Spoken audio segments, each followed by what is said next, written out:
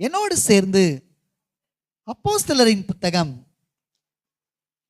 1ஆம் அதிகாரம் 8ஆம் வசனத்தை நாம் வாசிக்க கேட்கலாம். பரிசுத்த ஆவி உங்களிடத்தில் வரும்போது நீங்கள் பலனடைந்து எருசலேமிலும் யூதேயா முழுவதிலும் சமாரியாவிலும் பூமியின் கடைசி பரியந்தமும் எனக்கு சாட்சிகளாய் இருப்பீர்கள் என்றார். ஒரு சத்தமா அல்லேலூயா சொல்லிடுங்க. அல்லேலூயா.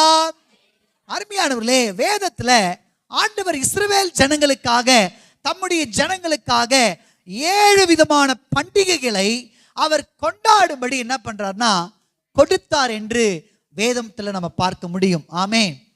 எத்தனை விதமான பண்டிகைனா 7 விதமான பண்டிகை. எல்லாம் எத்தனை விதம் சொல்லுங்க. நான் கொஞ்சம் வேகமா அந்த பண்டிகைகள்லாம் உங்களோடு கூட சொல்ல விரும்புகிறேன் பாருங்க. முதலாவது பண்டிகை பஸ்கா பண்டிகை. அது நம்முடைய ஆண்டவராகிய இயேசு கிறிஸ்து உங்களுக்காக எனக்காக அடிக்கப்பட்டதை காண்பிக்கிறது. அதாவது இந்த 7 பண்டிகையுமே பழைய ஏற்பாட்டு பரிசுத்தவான்களுக்கு கொடுக்கப்பட்டது. அவர்கள் அதை பண்டிகைகளாக மட்டும்தான் கொண்டாடினார்கள். ஆனா நீங்களும் நானும் தான் அந்த பண்டிகையில இயேசுவை கொண்டாடி கொண்டிருக்கிறோம். ஆமென். கவனிங்க, நான் அந்த பண்டிகை எப்படி இயேசுவோடு கூட அதை எப்படி நம்ம ஒன்றா இருக்குது அப்படின்னு சொல்லி பார்க்க போகிறோம். முதலாவது பண்டிகை என்ன பண்டிகைனா பஸ்கா பண்டிகை. அன்றைக்கு விசேஷமாக ஒரு ஆட்டுக்குட்டியை தேர்ந்தெடுத்து அதை பலியிட்டு அதை நிலைக்கால்களில் பூசி தீவிரமாக ஆண்டவர் அதை என்ன பண்ணுறாருன்னா புசிக்க சொல்கிறார் அந்த நாட்களில். ஆனால் புதிய ஏற்பாட்டில் நீங்கள் பார்த்தீங்கன்னா பஸ்கா ஆடாகிய நம்முடைய ஆண்டவராகிய இயேசு கிறிஸ்து உங்களுக்காக எனக்காக என்ன ஆகுறாருன்னா பலியான. அப்ப பஸ்கா பண்டிகை எதை காண்பிக்கிறதுனா இயேசு நமக்காக பலியானதை அது காண்பிக்கிறது. ஆமென்.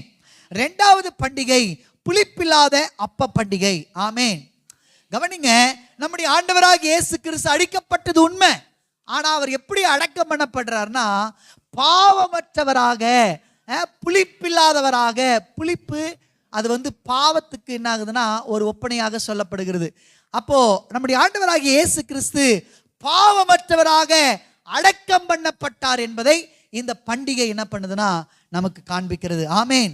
3வது பண்டிகை முதற் பலன் பண்டிகை. என்ன பண்டிகை சொல்லுங்க. ஆமா, இந்த முதற் பலன் பண்டிகை எதற்கு ஒப்பனையாக இருக்குதுன்னா கவனிங்க, அந்த காலத்துல அதாவது அரிக்கட்டுகளை அறுத்து அதாவது விதை விதைப்பாங்க.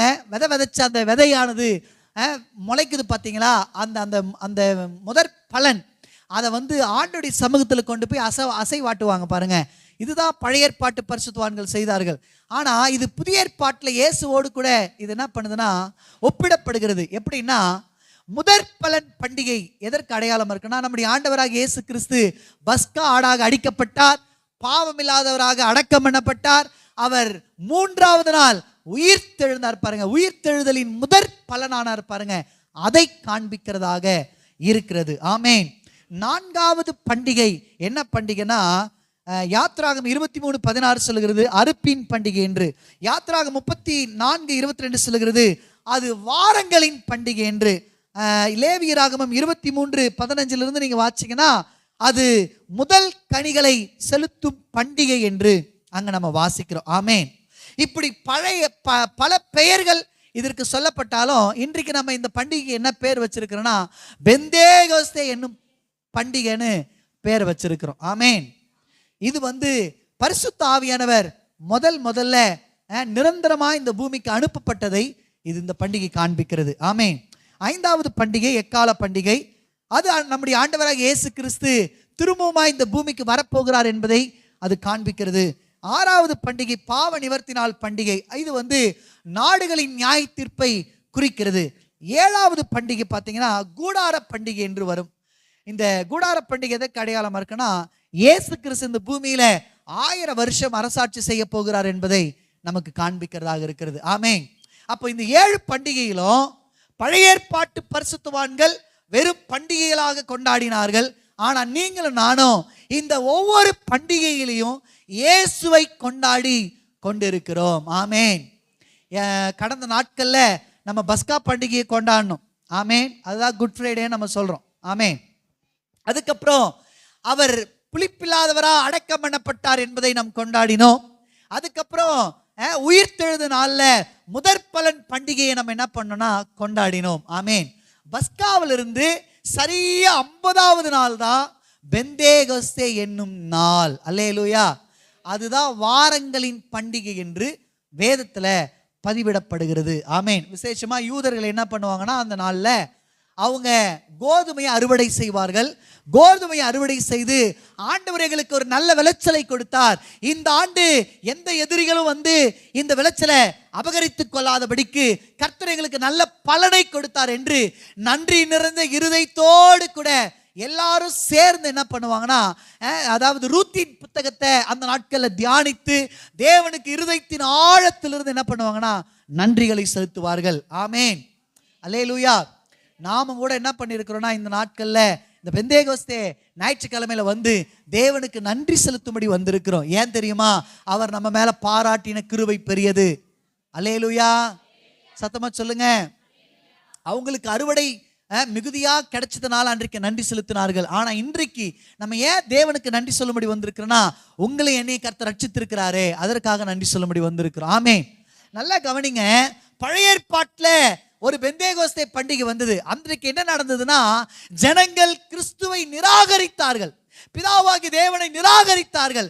அன்றைக்கு 3000 பேர் என்ன பண்ணப்பட்டாங்கன்னா கொல்லப்பட்டாங்கன்னு பழைய ஏற்பாட்டில் வாசிக்கிறோம். ஆனால் புதிய ஏற்பாட்டில் அதே மாதிரி ஒரு பெந்தேகொஸ்தே பண்டிகை வருகிறது. அன்றைக்கு என்ன நடக்குதுன்னா, கர்த்தரை ஜனங்கள் அங்கீகரித்தார்கள். வேதவசனம் சொல்லுது, அன்றைக்கு 3000 பேர் பேதுருடைய பிரசங்கத்தை கேட்டு ரட்சிக்கப்பட்டார்கள் என்று நீங்களும் நானும் வாசிக்கிறோம். ஆமேன். அல்லேலூயா. சரி, என்ன கவனிங்க. இப்படியே நிறைய பாயிண்ட் சொல்லிட்டே போகலாம். இப்படி சொல்லிட்டே போனால் பிரசங்கம் சொல்ல முடியாமல் போயிடும். அதனால நான் சுருக்கி கொள்கிறேன். இந்த பெந்தேகொஸ்தே பண்டிகைன்னா என்னன்னு புரிஞ்சுதுங்களா உங்களுக்கு? அன்றைக்கு அதாவது சீனாய் மலையில் இந்த ஜனங்கள்லாம் வந்து நிற்கிறாங்க. 50 நாள் பிரயாணம் பண்ணி, அதாவது எகிப்திலிருந்து புறப்படும் போது பஸ்காடு அடிக்கப்படுகிறது. அன்னைக்கு கிளம்புறாங்க. கரெக்டாக 50வது நாள் வந்து எங்கே நிற்கிறாங்கன்னா சீனாய் மலையாண்டு நிற்கிறாங்க. அன்றைக்கு தான் கர்த்தர் மோசையை மன்னிக்கணும் 10 நாள் பிரயாணம் பண்ணி அங்கே வந்து நிற்கிறாங்க. நின்ன உடனே என்ன நடக்குதுன்னா, மோசே மலைக்கு போகிறார். 40 நாள் ஆயிடுச்சு. 40 நாள் ஆன உடனே இவங்களாம் கேட்குறாங்க, மோசைக்கு என்ன ஆச்சுன்னு தெரில, அதனால் வந்து நீங்கள் எங்களுக்கு ஒரு தெய்வத்தை செய்யுங்கன்னு சொல்கிறாங்க. கண்ணுக்குட்டியெல்லாம் செய்கிறாங்க. அந்த காரியம் நமக்கு தெரியும். ஆண்டவர் அந்த பெந்தேகொஸ்தே நாளில் தான் ஜனங்களுக்கான உடன்படிக்கை கொடுத்தார் என்று வேதத்தில் நம்ம பார்க்குறோம். ஆமேன். அப்படின்னா என்ன அர்த்தம்னா, நல்லா கவனிங்க, நான் சுருக்கமாக சொல்கிறேன். பெந்தேகொஸ்தே பண்டிகை பழைய ஏற்பாட்டை பொறுத்த வரைக்கும் யூதர்களை தமக்காக அவர் பிரித்தெடுத்தார் என்பதை காண்பிக்கிறது. முழு பூமியில யூதர்களை தம்முடைய ஜனமாக, தம்முடைய மந்தையாக அவர்களை பிரித்தெடுத்ததை காண்பிக்கிறது. ஆனா புதிய ஏற்பாட்டில் இதே பெந்தேகொஸ்தே நாளில் தான் என்ன நடக்குதுன்னா, சபையை கர்த்தர் தமக்காக பிரித்தெடுத்தார் என்று பார்க்கிறோம். ஆமேன். சபை முதல்ல என்னைக்கு பிறந்துச்சு தெரியுங்களா? பெந்தேகொஸ்தே நாளில் தான் பிறந்துச்சு. ஆமேன். அல்லேலூயா. பிரித்தெடுக்கப்பட்டது அன்னைக்கு தான். ஆமேன். டெடிகேஷன் பண்ணப்பட்டது அன்னைக்கு தான். பரிசுத்த ஆவியானவர் இந்த பூமி மேலே ஊற்றப்படும் பொழுது தான் அந்த சபை பிரித்தெடுக்கப்பட்டது அவருக்காக. அல்லேலூயா. சரி, என்ன கவனிங்க. இதுதான் பெந்தேகொஸ்தே பண்டிகை. நல்லா கவனிங்க. ஒன்று புரிந்து கொள்ளணும். நம்முடைய தேவன், வேதவசனம் சொல்கிறது, நம்முடைய தேவன் கர்த்தர் ஒருவரே. நம்முடைய தேவன் யாருங்க? சத்தமாக சொல்லுங்க. ஆனால் அவருக்குள்ள என்ன தன்மை இருக்குன்னா, திரித்துவ தன்மை இருக்கு.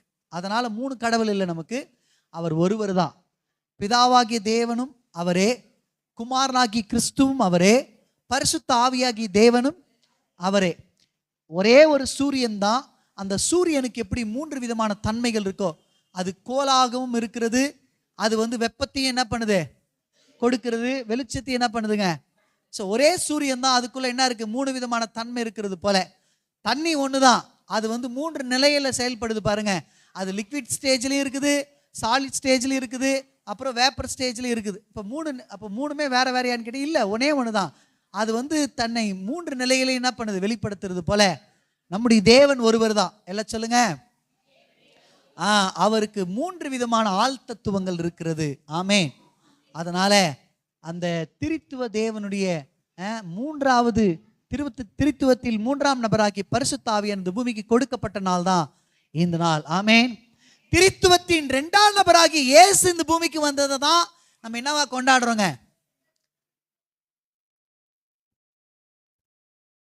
நீங்க எல்லாம் கவனிக்கலன்னு நினைக்கிறேன், கொஞ்சம் கவனிங்க. திரித்துவத்தின் 2ஆம் நபர் யாருங்க? ஆண்டவராகிய இயேசு கிறிஸ்து. அவர் இந்த பூமிக்கு கொடுக்கப்பட்ட நாளை நம்ம என்னன்னு கொண்டாடுறோம்? Very good. என்னவா கொண்டாடுறோங்க? கிறிஸ்மஸா கொண்டாடுறோம். திரித்துவத்தின் 3ஆம் நபராகிய பரிசுத்த ஆவியானவர் இந்த பூமிக்கு கொடுக்கப்பட்ட நாளை நம்ம என்னவா கொண்டாடிட்டு இருக்கிறோம்னா பெந்தேகோஸ்தே நாளா கொண்டாடிட்டு இருக்கிறோம். ஆமேன். நிறைய ஒப்புமை இருக்கு இயேசுவுக்கும் பரிசுத்த ஆவியானவருக்கும். அவரும் இந்த பூமிக்கு கொடுக்கப்பட்டார், பரிசுத்த ஆவியானவர் இந்த பூமிக்கு கொடுக்கப்பட்டார். அவரும் நமக்காக பிதாவினிடத்துல பரிந்து பேசி கொண்டிருக்கிறார். இவரும் நமக்காக என்ன பண்ணிட்டு இருக்கிறாருங்க? இன்றைய வரைக்கும் என்ன பண்றாருங்க? வாக்கு கடங்காத பெருமூச்சுகளோடு பரிந்து பேசுறாருன்னு சொல்லி நம்ம பார்க்கிறோம். நிறைய ஒப்புமை இருக்கு. நல்லா கவனிங்க அருமையானவர்களே. பரிசுத்த ஆவியானவர் உடைய நாள் தான் இந்த நாள். ஆமேன். 2000 ஆண்டுகளுக்கு முன்பாக அவர் இந்த பூமியில கொடுக்கப்பட்டார். பழைய ஏற்பாட்டில் பொறுத்த வரைக்கும் பார்த்தீங்கன்னா அவ்வப்போது வருவார், அவர் போயிடுவார். என்ன வேலை செய்யணுமோ அதை வந்து செஞ்சிருவார், போயிடுவார். ஆனால் புதிய ஏற்பாட்டில் அப்படி இல்லை. என்றைக்கு அப்போஸ்தலர்கள் மேலே அந்த ஆவியானவர் ஊற்றப்பட்டார், நிரந்தரமா இன்றைக்கு நம்மையே அவருடைய ஆலயமாக கொண்டு அவர் நமக்குள்ள வாசம் பண்ணுகிற தேவனாக இருக்கிறார். ஆமேன். அதனால தான் நம்ம எல்லாரும் சேர்ந்து பாடுறோம். என்னன்னா, எங்களுக்குள்ளே வாசம் செய்யும் ஆவியானவரே இந்நாளில் சித்தம் போல், அப்படியெல்லாம் பாடுறோம். ஆமேன்.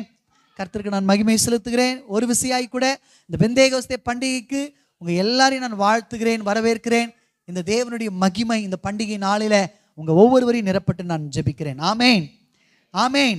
ஒரு விசையாய் கூட திரும்பவுமாய் அந்த வசனத்தை நாம் வாசிக்க கேட்கலாம். அப்போஸ்தலர்களுடைய நடபடிகள் 1ஆம் அத்தியாயம் 8ஆம் வசனத்தை நான் உங்களுக்காக வாசிக்கிறேன். பரிசுத்த ஆவி உங்களிடத்தில் வரும்போது நீங்கள் பலனடைந்து எருசலேமிலும் யூதேயா முழுவதிலும் சமாரியாவிலும் பூமியின் கடைசி பரியந்தமும் எனக்கு சாட்சிகளாய் இருப்பீர்கள். ஆமேன். ஒரு சத்தமா அல்லேலூயா, அல்லேலூயா. இந்த பூமிக்கு பரிசுத்த ஆவியானவர் நிரந்தரமாய் கொடுக்கப்படுவதற்கு முன்பாக நம்முடைய ஆண்டவராகிய இயேசு கிறிஸ்துவின் மூலமாய் சீஷர்களுக்கு அறிவிக்கப்பட்ட வார்த்தை தான் இந்த வசனம். ஆமேன். இயேசு கிறிஸ்து என்னங்க சொல்றாரு சீஷர்களை பார்த்து? அவர் சொல்ற வார்த்தை என்னன்னா, பரிசுத்த ஆவியானவர் உங்களிடத்தில் வரும் பொழுது, அதுக்கு முன்னாடி நீங்க நிறைய வசனத்துல அவர் பரிசுத்த ஆவியானவருக்காக, பரிசுத்த ஆவியானவரை பற்றி, அவருடைய செயல்பாடுகளை குறித்து, அவருடைய ஊழியங்களை குறித்து இயேசு தம்முடைய சீஷர்களுக்கு சொல்லி இருக்கிறத வேதம் முழுக்க நீங்க பார்க்க முடியும். அருமையானவர்களே, இப்போ அவர் கடைசியா எடுத்துக்கொள்ளப்பட போகிறார். கடைசி நிமிஷத்துல சீஷர்களுக்கு ஒரு காரியத்தை பரிசுத்த ஆவியானவரை பத்தி சொல்றார். அது என்னன்னா, பரிசுத்த ஆவியானவர் உங்களிடத்தில் வரும் பொழுது அப்படின்றார் பாருங்க. அதாவது நீங்க எருசலேமை விட்டு போகாதீங்க, போகாம இருங்க. இருக்கும் பொழுது ஒரு காரியம் நடக்கும். என்னன்னா, பரிசுத்த ஆவியானவர் பலமாய் உங்களிடத்துல வரப்போகிறார். வரும் பொழுது என்ன நடக்கும்னு அங்க சொல்லப்பட்டிருக்குன்னா, நீங்கள் பலனடைவீர்கள் என்று சொல்லப்பட்டிருக்கு. ஆமேன். என்ன பண்ணுங்க? ஆமா. என்ன கவனிங்க அருமையானவர்களே. இன்றைக்கு பரிசுத்த ஆவியானவருடைய அநேக செயல்பாடுகள்ல, அநேக ஊழியங்கள்ல ஒரு ஊழியத்தை தான் இந்த நாளை நான் உங்களோடு கூட பகிர்ந்து கொள்ள போகிறேன். ஆமேன். பரிசுத்த ஆவியானவர் வேதம் முழுக்க நிறைய ஊழியங்கள் அவர் செய்திருக்கிறார். விசேஷமா நீங்க ஆதியாகமத்தின் புத்தகத்தை எடுத்து வாசிப்பீர்களானால், அந்த புத்தகத்தில் நீங்க 1ஆம் அதிகாரத்தில் பார்த்தீங்கன்னா, பூமியானது வெறுமையும் ஒழுங்கின்மையுமா இருந்தது அப்படின்னு வாசிக்கிறோம். வேதம் முழுக்க பரிசுத்த ஆவியானுடைய ஊழியங்கள் ஏராளமாய் நிறைந்திருக்கிறது. ஆமேன். பரிசுத்த ஆவியானவர் இல்லாமல் வேதாகமம் இல்லை. பரிசுத்த ஆவியானவர் இல்லாமல் சபைகள் இல்லை. பரிசுத்த ஆவியானவர் இல்லாமல் நீங்கள் நான் ஊழியம் செய்ய முடியாது. பரிசுத்த ஆவியானவர் இல்லாமல் நீங்கள் நான் பரிசுத்தமாய் வாழ முடியாது. நீ பரிசுத்த ஆவியானவர் இல்லாமல் ஒரு வெற்றியுள்ள கிறிஸ்தவ வாழ்க்கை வாழ முடியாது. பரிசுத்த ஆவியானவர் இல்லாம நீங்கள் நான் பரலோக ராஜ்யத்தை சுதந்திரிக்கவே முடியாது. ஆமேன், ஆமேன். இப்படி பைபிள்ல அநேக ஊழியங்களை பரிசுத்த ஆவியானவர் செய்திருக்கிறார். அதுல தான் நீங்க வாசிக்க முடியும். பூமியானது எப்படி இருந்துச்சுன்னா வெறுமையா இருந்துச்சு. பூமியானது எப்படி இருந்துச்சுன்னா அது எப்படி இருந்துச்சுன்னா ஒழுங்கின்மையுமா இருந்தது. நீங்க அப்படியே அதுக்கு அடுத்த வசனத்தை பார்த்தீங்கன்னா எழுதப்பட்டிருக்கு, ஆவியானவர் ஜலத்தின் மேல் அசைவாடினார் என்று. ஆமேன். அப்போ ஆவியானுடைய முதல் ஊழியம் என்னன்னா, வேதம் பதிவிடுற பார்க்கும் பொழுது, அவர் ஒழுங்கின்மையும் வெறுமையுமாய் இருந்த இந்த பூமியை ஒழுங்குபடுத்தினார். ஆமென். அவருடைய ஊழியங்கள்ல ஒண்ணு என்னன்னா, ஒழுங்குபடுத்துகிற ஊழியம். அவர் ஒழுங்கின் ஆவியானவர் என்று வேதாகமத்தில் நம்ம பார்க்கிறோம். ஆமென். நிறைய இருக்கு, டைம்ல, அதனால நான் கொஞ்சம் வேகமா போறேன். எனக்கு கவனிங்க, நீங்க ஆண்டவராகிய இயேசு கிறிஸ்துடைய வாழ்க்கையை எடுத்து பாருங்களேன். நிறைய பேருக்கு அவர் ஊழியம் செய்திருக்கிறார். சிம்சோனுக்கு ஊழியம் செஞ்சிருக்கிறாரு, கிதியோனுக்கு, எல்லாருக்கும். அவர் இல்லாம வேதாகமத்துல வெற்றியா எந்த மனுஷனும் என்ன பண்ண முடியும், எந்த பரிசுத்தவானோ முடிக்க முடியாது. ஆமென். வேதாகமத்துல ஒரு பரிசுத்தவான் வெற்றியா முடிச்சிருக்கிறார்னா அதுக்கு பின்னாடி நிச்சயமா பரிசுத்த ஆவியானவர் இருக்கிறார். ஆமென். என்ன கவனிங்க அருமையானவர்களே, பல மனிதர்களை எடுத்து நம்ம தியானிக்கிறதை விட ஆண்டவராகிய இயேசு கிறிஸ்துடைய வாழ்க்கையில அவருடைய ஊழியங்கள் எப்படி இருந்தது அதை கொஞ்சம் நம்ம தியானிச்சு, இன்னைக்கு என்ன ஊழியத்தை செய்யும்படி நம்முடைய சபைக்கு இந்த பண்டிகை நாள்ல பரிசுத்த ஆவியானவர் வெளிப்படுறார் என்ற சில காரியங்களை உங்களோடு கூட கொஞ்சம் வேகமா பகிர்ந்து கொள்ள விரும்புகிறேன். கொஞ்சம் கவனிங்க. அதாவது ஆண்டவராகிய இயேசு கிறிஸ்து இந்த பூமியில பிறப்பதற்கு, அவர் உருவாவதற்கு பரிசுத்த ஆவியானவர் அதிகமாய் அவருடைய ஊழியங்கள் இருந்ததை நீங்க பார்க்க முடியும். ஆமென். ஏசப்பா அந்த பூமியில பிறக்கும் பொழுது நீங்க வேதவசனத்தை பார்த்தீங்கன்னா, பரிசுத்த ஆவியானவர் மரியாள் மேல என்ன பண்ணப்பட்டாருங்க, நிழலிட்டார். தேவதூதன் வந்து மரியாளை பார்த்து சொல்றாரு, மரியாளே நீ வாழ்க, நீ ஒரு குமாரனை பெறுவ, அவருக்கு வந்து இம்மானுவேல்னு பேரிடுவ, அவருக்கு இயேசுன்னு பேரிடுவ, அவர் தம்முடைய ஜனங்களின் பாவத்தையெல்லாம் நீக்கி ஜனங்களை சுத்திகரிப்பார்னு சொல்லும் பொழுது வேதம் சொல்லுகிறது, மரியாள் கன்னிகை. அந்த கன்னிகை கர்ப்பவதியாய் மாறுவதற்கு காரணம் யாருன்னா பரிசுத்த ஆவியானவர். ஆமென். இந்த வசனங்கள்லாம் படிக்கும்பொழுது எப்படி படிக்கணும்னா, ஆவிக்குரிய கண்ணோட்டத்தோட படிக்கணும். ஆமென்.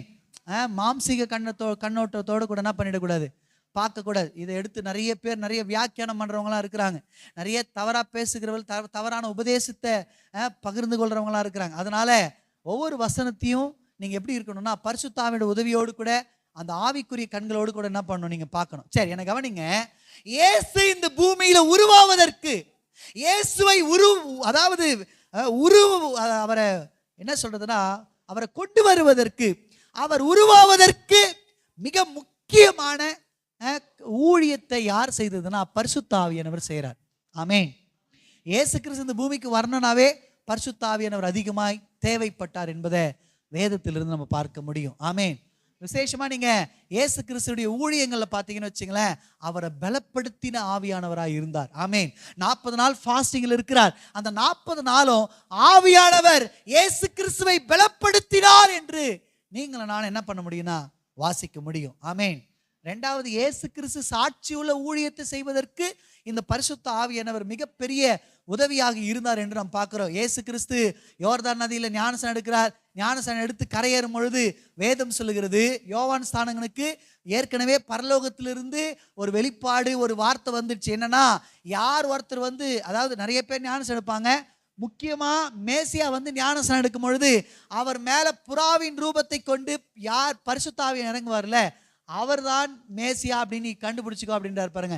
அதே போல நம்முடைய ஆண்டவராக இயேசு கிறிஸ்து ஞானஸ்நானம் எடுத்து கரையேறும் பொழுது வானம் திறக்கப்படுகிறதையும் பரிசுத்த ஆவியானவர் புறாவின் ரூபம் கொண்டு அவர் மேல் இறங்குகிறதையும் நீங்க என்ன பண்ண முடியும்.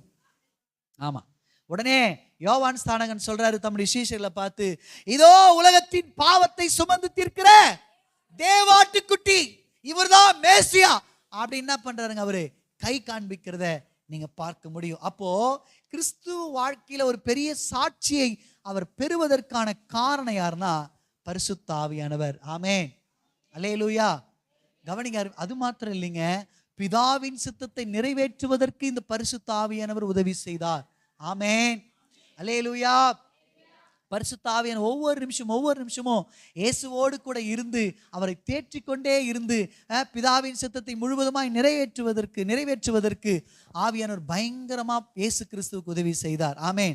கடைசியா நீங்க பாருங்க, அவர் மரித்து அடக்கம் பண்ணப்பட்டார். 3வது நாள் அவர் உயிரோடு கூட எழும்புவதற்கு இந்த ஆவியானுடைய உதவி தேவைப்பட்டது. அல்லேலூயா சொல்லுங்க.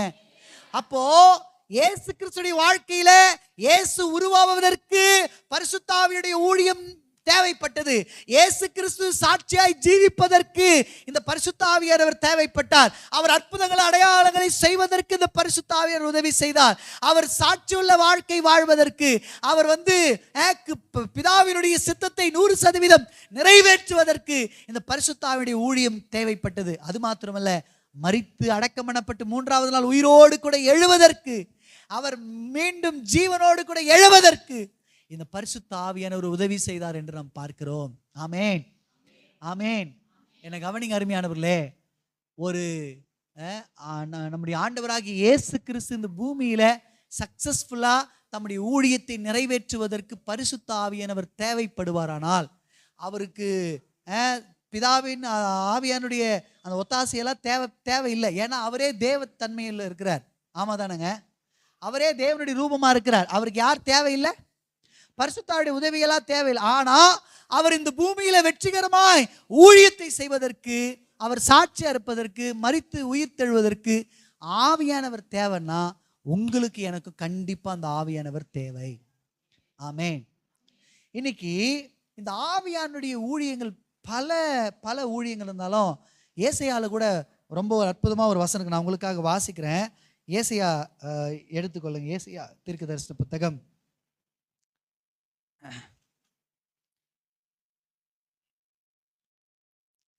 11:2.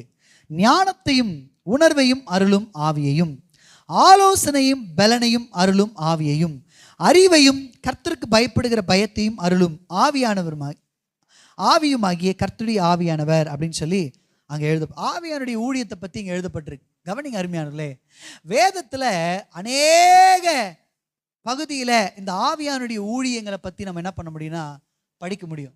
இன்றைக்கு விசேஷமாக நம்முடைய சபையில் எந்த ஊழியத்தை செய்யும்படிக்கு ஆவியானவர் வந்திருக்கிறார்னா, உங்களையும் என்னையும் பலப்படுத்துகிற ஊழியத்தை செய்யும்படி அந்த ஆவியானவர் வெளிப்படுகிறார். அல்லேலூயா.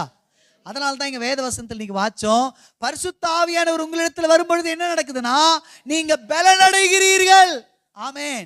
உங்களுக்குள்ள ஒரு காண்டாமிருகத்துக்கான பலன் வருகிறது என்று இங்க பார்க்கிறோம். ஆமென். எதில் உங்களை பலப்படுத்துகிறார், எதில் இருந்து உங்களை பலப்படுத்துகிறார் அப்படின்னு நீங்க பார்த்தீங்கன்னா, ஏசாயா 40:29 நீங்க எடுத்து வாசிச்சீங்கன்னா, சோர்ந்து போகிறவனுக்கு அவர் பலன் கொடுத்து சத்துவம் இல்லாதவனுக்கு அவர் என்ன பண்றாருன்னா சத்துவத்தை பெருக பண்ணுகிறார். இன்றைக்கு என்னுடைய செய்தி தலைப்பு பலப்படுத்துகிற ஆவியானவர். ஆமென். பலப்படுத்துகிற ஆவியானவர் என்கிற தலைப்பிலே நம் கர்த்தருடைய வார்த்தையை கேட்க போகிறோம். கொஞ்சம் கவனமாக கவனிங்க. ஆவியானுடைய ஊழியங்கள் பல ஊழியங்கள் வேதம் பதிவிட்டாலும், இன்றைக்கு இந்த பண்டிகை நாளில் விசேஷமா எந்த மகிமையில என்ன ஊழியத்தை செய்யும்படி ஆவியானவர் நம்முடைய சபைக்கு வந்திருக்கிறார்னா பலப்படுத்துகிற ஊழியத்தை செய்யும்படி ஆவியானவர் வந்திருக்கிறார். அல்லேலூயா, அல்லேலூயா. அதுவும் முக்கியமா எந்தெந்த கர்த்தருடைய பிள்ளைங்க சோர்ந்து போய் வந்திருக்கிறீங்களோ, எந்தெந்த கர்த்தருடைய பிள்ளைங்க சத்துவம் இல்லாம வந்திருக்கிறீங்களோ, அவர்களை தூக்கி எடுத்து நிறுத்தி பலப்படுத்தி உங்களை சத்துவத்தினால் நிரப்பும்படிக்கு இந்த ஆவியானவர் இந்த நாளில் வெளிப்படுகிறார். ஆமென், ஆமென். சோர்ந்து போகிறவனுக்கு அவர் என்ன பண்றாராங்க? பலன் கொடுத்து, சத்துவம் இல்லாதவனுக்கு அவர் என்ன பண்றாரா? சத்துவத்தை பெருக பண்ணுகிறார். ஆமென். இன்னைக்கு விசேஷமா சபைக்குள்ள நிறைய சோர்வுகளை நீங்க பார்க்க முடியும். சோர்வுகள் கவனிங்க. எதிர்காலத்தை குறித்துதான சோர்வுகள், தேவைகளை குறித்துதான சோர்வுகள், அதாவது என்ன சொல்றதுன்னா நம்முடைய சூழ்நிலை குறித்துதான சோர்வுகள், இப்படி பலவிதமான சோர்வுகள் கிறிஸ்தவர்கள் மத்தியில சபைக்குள்ள காணப்படுறதுனால இன்றைக்கு பரிசுத்த ஆவியானவர் எப்படி வெளிப்படுறார்னா, உங்க சோர்வுகளை போக்கி உங்களை பலப்படுத்துகிற பரிசுத்த ஆவியானவரா என்ன பண்றாருன்னா அவர் இந்த நாளில் உலாவி கொண்டிருக்கிறார். ஆமென். ஆதியில ஒழுங்கின்மையுமா இருந்த இந்த பூமியை ஒழுங்குபடுத்தும்படி அவர் உலாவினார் என்று பார்க்கிறோம். ஆமென். இயேசு கிறிஸ்து இந்த பூமியில உருவாவதற்கு அவரை என்ன சொல்றதுன்னா, அந்த வார்த்தை வரமாட்டேங்குது, யாருன்னா சொல்லுங்க. உருவாக்குவதற்கு, அந்த வார்த்தை உருவாக்குவதற்கு அந்த ஆவியானவர் எப்படி செயல்பட்டார், அது போல இன்றைக்கு மிகப்பெரிய சோர்வோடு வந்திருக்கிற கர்த்தருடைய பிள்ளைகளே, உங்க சோர்வுகளை மாற்றி உங்களை பலப்படுத்துகிற ஆவியானவரா அவர் வந்திருக்கிறார். ஆமென், அல்லேலூயா. பைபிள்ல நிறைய சோர்ந்து போனவங்களை கர்த்தர் பலப்படுத்தி இருக்கிறார். ஆமென். விசேஷமா நீங்க ஈசாக்கின் வாழ்க்கையை எடுத்துக்கொள்வீர்களானால் ஆதியாகமத்தின் புத்தகம் 26ஆம் அதிகாரத்தை எடுத்துக்கொள்ளிங்கன்னா, அங்கே ஈசாக்கு போயிட்டு இப்போ அப்பா தன்னை விட்டு போயிட்டார். இப்போ அவர் வந்து என்ன பண்ணுறன்னா, அடுத்த இவர் தான் அந்த குடும்பத்தெல்லாம் எடுத்து நடத்தணும் பாருங்க. நடத்தும் பொழுது இவர் என்ன பண்ணுறாருன்னா, அந்த பகுதியில் ஒரு துறவை தோன்றாரு பாருங்க. துறவை தோண்டும் பொழுது அதுக்கு பேர் வைக்கிறார். என்ன பேர்னா ஏசேக்குன்னு பேர் வைக்கிறார். என்ன பேருங்க? எனக்கு கவனிங்க அருமையார்களே, ஏசேக்கை தோண்டும் பொழுது அங்கிருந்த மேய்ப்பர்கள் என்ன பண்ணானுங்களா, வந்து அவனோடு கூட வாக்குவாதம் பண்ணினார்கள் என்று பார்க்கிறோம். ஆமென், ஆமென். அடுத்து ரொம்ப கஷ்டப்பட்டு, ஏன்னா அங்கே பாருங்க, இந்த காலத்துலயாச்சு நீர்மட்டம் பார்க்குறவங்க இருக்கிறாங்க.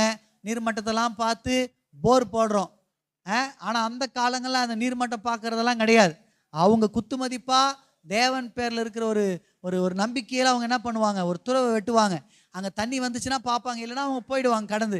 அந்த துறவை வெட்டுவதற்கு இன்றைக்கி இருக்கிற மாதிரி பெரிய பெரிய இன்ஸ்ட்ருமெண்ட்லாம் அந்த காலங்களில் என்ன இல்லை. அவங்க மனிதர்களை கொண்டு மேன் பவரை யூஸ் பண்ணி தான் அவங்க என்ன பண்ணணும், அந்த துறவெல்லாம் வெட்டணும். ஈசாக்கு அங்கே துறவை வெட்டுறாரு. அந்த துறவுக்கு மிகப்பெரிய பிரச்சனை வருது. உடனே அதை விட்டுட்டு என்ன பண்ணுறாருங்க, வேற ஒரு இடத்துக்கு போறாரு. அங்க ஒரு துறவை தோன்றாரு பாருங்க. அந்த துறவை நிமித்தமாகவும் ஒரு மிகப்பெரிய பிரச்சனை வருது பாருங்க. அதுக்கு என்ன பண்றாருன்னா, அவரு சித்தனான பேர் வைக்கிறார் பாருங்க. அருமையானவர்களே, 2 துறவின் நிமித்தமும் மிகப்பெரிய ஒரு பிரச்சனை வருகிறது. அந்த துறவை விட்டுட்டு என்ன பண்றாருன்னா வேற ஒரு பகுதிக்கு வரார். கவனிங்க, 2 துறவும் அவர் விட்டு போன உடனே அவருக்குள்ள மிகப்பெரிய ஒரு சோர்வு, அவருக்குள்ள ஒரு மிகப்பெரிய ஒரு பலவீனம். ஆனா இந்த பலவீனத்தை மாற்றும்படிக்கு கர்த்தர் என்ன பண்றாருன்னா அவருக்கு உதவி செய்கிறார். ஆமென். 3ஆவதா அவர் ஒரு துறவை வெட்டுறாரு பாருங்க.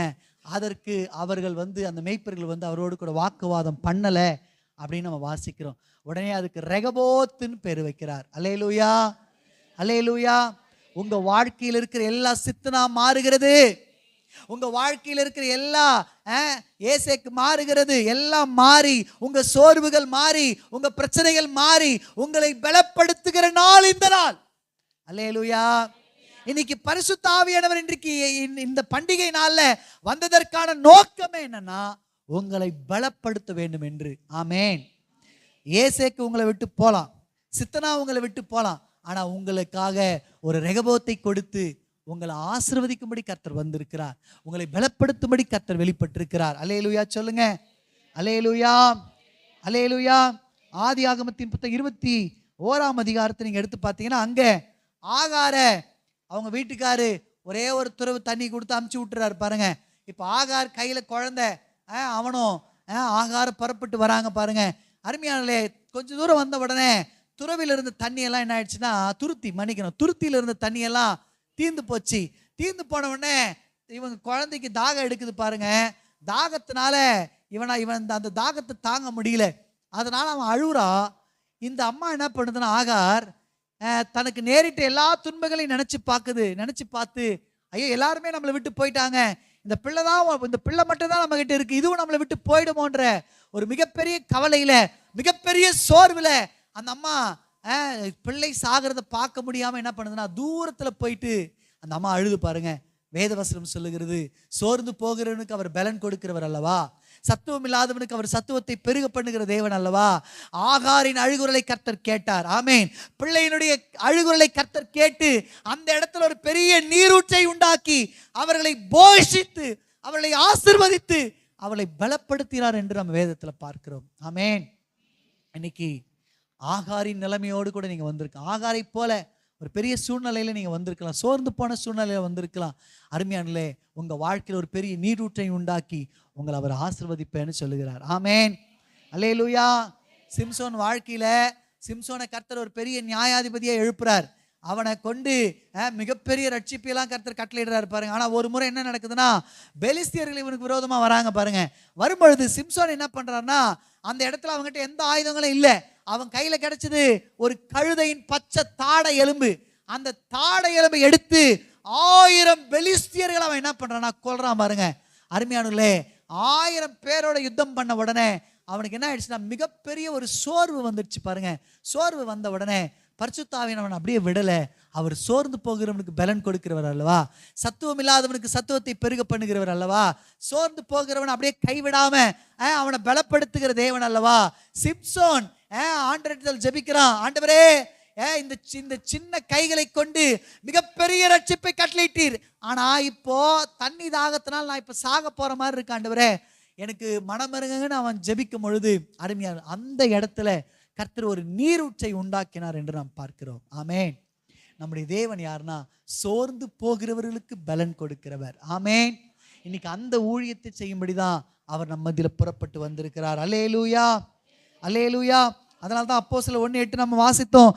பரிசுத்த ஆவியானவர் உங்களிடத்தில் வரும் பொழுது அவர் எப்படி வரார்னா, எந்த ஊழியத்தை செய்யும்படி வரார்னா, உங்களை பலப்படுத்துகிற ஊழியத்தை செய்யும்படி அவர் வருகிறார். அல்லேலூயா, அல்லேலூயா. கவனிங்க, கவனிங்க, உங்களுக்கு புரியுற மாதிரி சொல்றேன் பாருங்க. பரிசுத்த ஆவியானவர் இந்த பூமிக்கு கொடுக்கப்பட்டதற்கான காரணம், இந்த பெந்தேகோஸ்தே பண்டிகையில பரிசுத்த ஆவியானவர் உங்களுக்கு கிஃப்டா கொடுக்கப்படுவதற்கான காரணம், அவர் இந்த நாள்ல வந்ததற்கான காரணம் என்ன தெரியுங்களா? இப்போ ஒரு ஓட்டப்பந்தயத்தை ஒருத்தர் ஓடுறாங்கன்னு வச்சுங்களேன், அவர் ரொம்ப தூரம் ஓடனோடனே அவரால் என்ன பண்ண முடியாதுன்னா அதுக்கப்புறம் ஓட முடியாது. அவருக்குள்ள ஒரு பெரிய பலவீனம் வந்துடும், அவருக்குள்ள ஒரு சோர்வு வரும், அவருக்குள்ள என்ன ஆகிடும்னா ஒரு அன்கம்ஃபர்டபுள் வந்துடும் பாருங்க. இப்படி வந்த உடனே என்ன ஆகிடும்னா அவரால் அதுக்கு மேற்கொண்டு ஓட முடியாத சூழ்நிலை ஆகிடும். இப்போ என்ன பண்ணுவாங்கன்னா அவருக்கு கொஞ்சம் எனர்ஜி கொடுக்கும்படி, அவரை கொஞ்சம் பூஸ்ட் பண்ணும்படி என்ன பண்ணுவாங்கன்னா அவருக்கு அந்த அந்த எனர்ஜெட்டிக் ட்ரிங்க் எல்லாம் என்ன பண்ணுவாங்கன்னா கொடுப்பாங்க பாருங்க. அதை குடிச்ச உடனே அவருக்கு என்ன ஆகும்னா இன்ஸ்டண்டா ஒரு பலன் வரும் பாருங்க. வந்த உடனே அவர் என்ன பண்ணுவாரு, எழுந்து ஓட ஆரம்பிப்பார். அது போலதான் இந்த உலக வாழ்க்கையில அருமையானவர்களே, நீங்களும் நானும் பரலோக ராஜ்யத்தை எப்படியா போய் சேர்ந்துடணும், பரலோக ராஜ்யத்தை எப்படியா போய் சுதந்திரிக்கணும். இந்த பாதையில நம்ம என்ன பண்றோம், அடிக்கடிக்கு சோர்ந்து போயிடுறோம். நம்ம சூழ்நிலை நிமித்தமா, நம்முடைய ஏதோ சில குறைவுகள் நிமித்தமா, சில பலவீனங்கள் நிமித்தமா நம்ம என்ன பண்றோம், சோர்ந்து போயிடுறோம் பாருங்க. இந்த சோர்வினால நம்ம சில நேரத்தில் ஜெபிக்க முடியாம போயிடுது, சில நேரத்தில் வேதத்தை எடுத்து வாசிக்க முடியாம போயிடுது. இந்த சோர்வு நிமித்தமா தேவனை விட்டே நம்ம வாழ்க்கை என்ன ஆகுதுன்னா கொஞ்சம் தூரம் போகிற மாதிரி வருது பாருங்க. நம்ம இப்படியே போனா நம்மளால ஜெயிக்க முடியாது, நம்ம இப்படியே போனா பரலோக ராஜ்யத்தை சுதந்திரிக்க முடியாது, உங்களையே நீ ரட்சித்த நோக்க நிறைவேறாம போயிடும். அதனால பரிசுத்த ஆவியானவரை பரலோகம் என்ன பண்ணுதுன்னா இன்ஸ்டன்ட் பூஸ்ட் போல, ஒரு எனர்ஜெட்டிக் ட்ரிங்கை போல என்ன பண்ணுதுன்னா பரலோகம் இந்த பரிசுத்த ஆவியானவரை கொடுக்குது. ஆமென், அல்லேலூயா. பாருங்க, நம்ம கூட திடீர்னு ஸ்ட்ரென்த் இல்லையானாக்கா ரொம்ப பலவீனப்படும் பொழுது ஹாஸ்பிட்டலுக்கு போனால் என்ன பண்ணுறாங்க, அங்கே என்ன பண்ணுறாங்க சிஸ்டர், ட்ரிப்ஸ் ஏற்றுறாங்க. ட்ரிப்ஸ்குள்ளே என்ன போடுறாங்க, குளுக்கோஸ் போடுறாங்களா இல்லைங்களா சிஸ்டர்? குளுக்கோஸ் நமக்குள்ளே நம்ம செலுத்தின உடனே என்ன ஆகுதுன்னா அவ்வளோ நேரம் பலவீனமாக இருந்தவங்க, சோர்ந்து போய் இருந்தவங்க டக்குன்னு எழுந்து உட்காந்து எல்லா வேலைகளையும் நம்ம என்ன பண்ணுறோம்னா செய்ய ஆரம்பிக்கிறோம். இந்த ஆவிக்குரிய பாதையில கூட சில நேரங்களில் நம்ம சோர்ந்து போய் விடுகிறோம். சில நேரங்களில் இந்த பயணத்தை தொடர முடியாத அளவுக்கு நம்ம என்ன பண்றோம், தடையாயிரும், சோர்ந்து போயிடும், நின்றுடுறோம். நம்ம தொடர்ந்து ஓடும்படிக்கு தான் பரிசுத்த ஆவியானவர் உங்களுக்காக எனக்காக கொடுக்கப்பட்டிருக்கிறார். ஆமென். நம்மளை பூஸ்ட் பண்ணி குளுக்கோஸ் போல நம்மளுக்கு இன்ஸ்டன்ட்டாக நம்மளை பலப்படுத்தி நம்மளை அப்படியே ஓட வைக்கிறதுக்காக தான் பரிசுத்த ஆவியானவர் கொடுக்கப்பட்டிருக்கிறார். அல்லேலூயா, அல்லேலூயா. கவனிங்க, கவனிங்க. ஆக்சுவலாக நம்மளை முதல் ஆண்டவர் உண்டாக்கும் போது எப்படி உண்டாக்குனார்னா ஆவிக்குரிய மனுஷனை தான் உண்டாக்குனார். ஆவிக்குரிய மனுஷனை தான் நம்ம இருந்தோம். ஆனால் என்றைக்கு பாவத்தை செய்து மனிதன் விழுந்து போனானோ அன்னைக்கு என்ன ஆயிடுச்சுன்னா அவன் மாம்சீக மனுஷனா மாட்டான். என்னவா மாட்டாங்க? அப்போ இந்த மாம்சீக மனிதனுக்கு என்ன நடக்குதுன்னா சோர்வுகள் வருது, பிரச்சனைகள் வருது, போராட்டங்கள் வருது, வியாதிகள் வருது, நடுவில் ஸ்டக் ஆயிடுறோம், நடுவில் தேவனை விட்டு பிரிஞ்சு போயிடுறோம், நடுவில் ஜெபிக்காம போயிடுறோம், நடுவில் நிறைய பொய் சொல்லிடுறோம், நிறைய நேரத்தில் தேவனுக்கு கோபத்தை ஊட்டிடுறோம். அருமையானே, இப்படியே போன நம்ம வாழ்க்கை முன்னேற முடியாதுன்றதுனால தான் பரிசுத்த ஆவியானவர் என்ன பண்றது, பரலோகம் என்ன பண்ணுதுன்னா பரலோகத்தின் தேவன் இந்த பரிசுத்த ஆவியை, இதுக்கு என்னடா முடிவு, இதுக்கு என்னதான் பண்றது, இதுக்கு என்ன தீர்வுன்னு பரலோகத்தில் ஒரு டிஸ்கஷன் நடக்குது. பரலோகம் சேர்ந்து ஒரு முடிவு எடுக்குது. என்னன்னா இதுக்கு ஒரே முடிவு, ஆவியை அனுப்புவது தான். ஆமென், ஆமென். எசேக்கியேல் தீர்க்கதரிசிய எலும்புகள் நிறைந்த பள்ளத்தாக்குல ஆண்டவர் கொண்டு போறாரு பாருங்க. கொண்டு போய் ஆண்டவர் கேட்கிறாரு, இந்த எலும்புகள் எல்லாம் உயிரடையுமா? அதுங்கெல்லாம் உயிரடையுமான்னு கேட்டா அதுங்கெல்லாம் என்ன ஆச்சுங்க, உயிரடைந்தது மாத்திரமல்ல பலன் அடைந்து எழுந்து மிகப்பெரிய சேனையாய் நின்றது. அல்லேலூயா. காரணம் அங்கே ஆவியானவர் ஊற்றப்பட்டதுனால. ஆமென். அல்லேலூயா சொல்லுங்க. அருமையானவர்களே, இன்றைக்கு சோர்ந்து போய் இருக்கிற உங்க வாழ்க்கையில அந்த சோர்வை நீக்கி உங்களை பலப்படுத்தும்படி ஆவியானவர் இந்த நாளில் வந்திருக்கிறார். ஆமென், ஆமென். சரி, என்ன கவனிங்க. இந்த சோர்வு ஏன் வருது அப்படின்ற காரியத்தை நீங்க தெரிஞ்சிட்டீங்கன்னா நீங்க அதுல என்ன பண்ணலாம்னா கொஞ்சம் உஷாரா இருக்கலாம். இந்த சோர்வு ஏன் வருது, எப்படி எந்தெந்த விதத்துல வருது, நம்ம எப்படி இருக்கணும், எப்படி நம்ம ஜாக்கிரதையா, ஒரு 3 காரியங்களை சொல்றேன். பிற்பாடு இந்த சோதனையில இந்த சோர்வுல இருந்து நம்ம பலப்படணும்னா நம்ம என்ன செய்யணும்ன்றத ஒரு சில காரியங்களை, ஒரு 5 காரியங்களை சுருக்கமா உங்களோடு கூட நான் பகிர்ந்து கொண்டு ஜெபிக்க விரும்புகிறேன். கவனிங்க. முதல் காரியம் என்னன்னா, இந்த சோர்வு வருவதற்கான காரணம், முதல் காரணம் என்னன்னா, என்ன கவனிக்கிறீங்களா? யாருன்னா சத்துரு. எல்லாம் சொல்லுங்க. ஆமா, மனுஷனுடைய வாழ்க்கையில சோர்வு வருவதற்கான முதல் காரணம் யாருன்னா சத்துரு. நீங்க மார்க் 9ஆம் அதிகாரம் 17ஆம் வசனமும் 18ஆம் வசனத்தை வாசிங்களேன். சீக்கிரம் வாசிங்க எடுத்தவங்க. மார்க் 9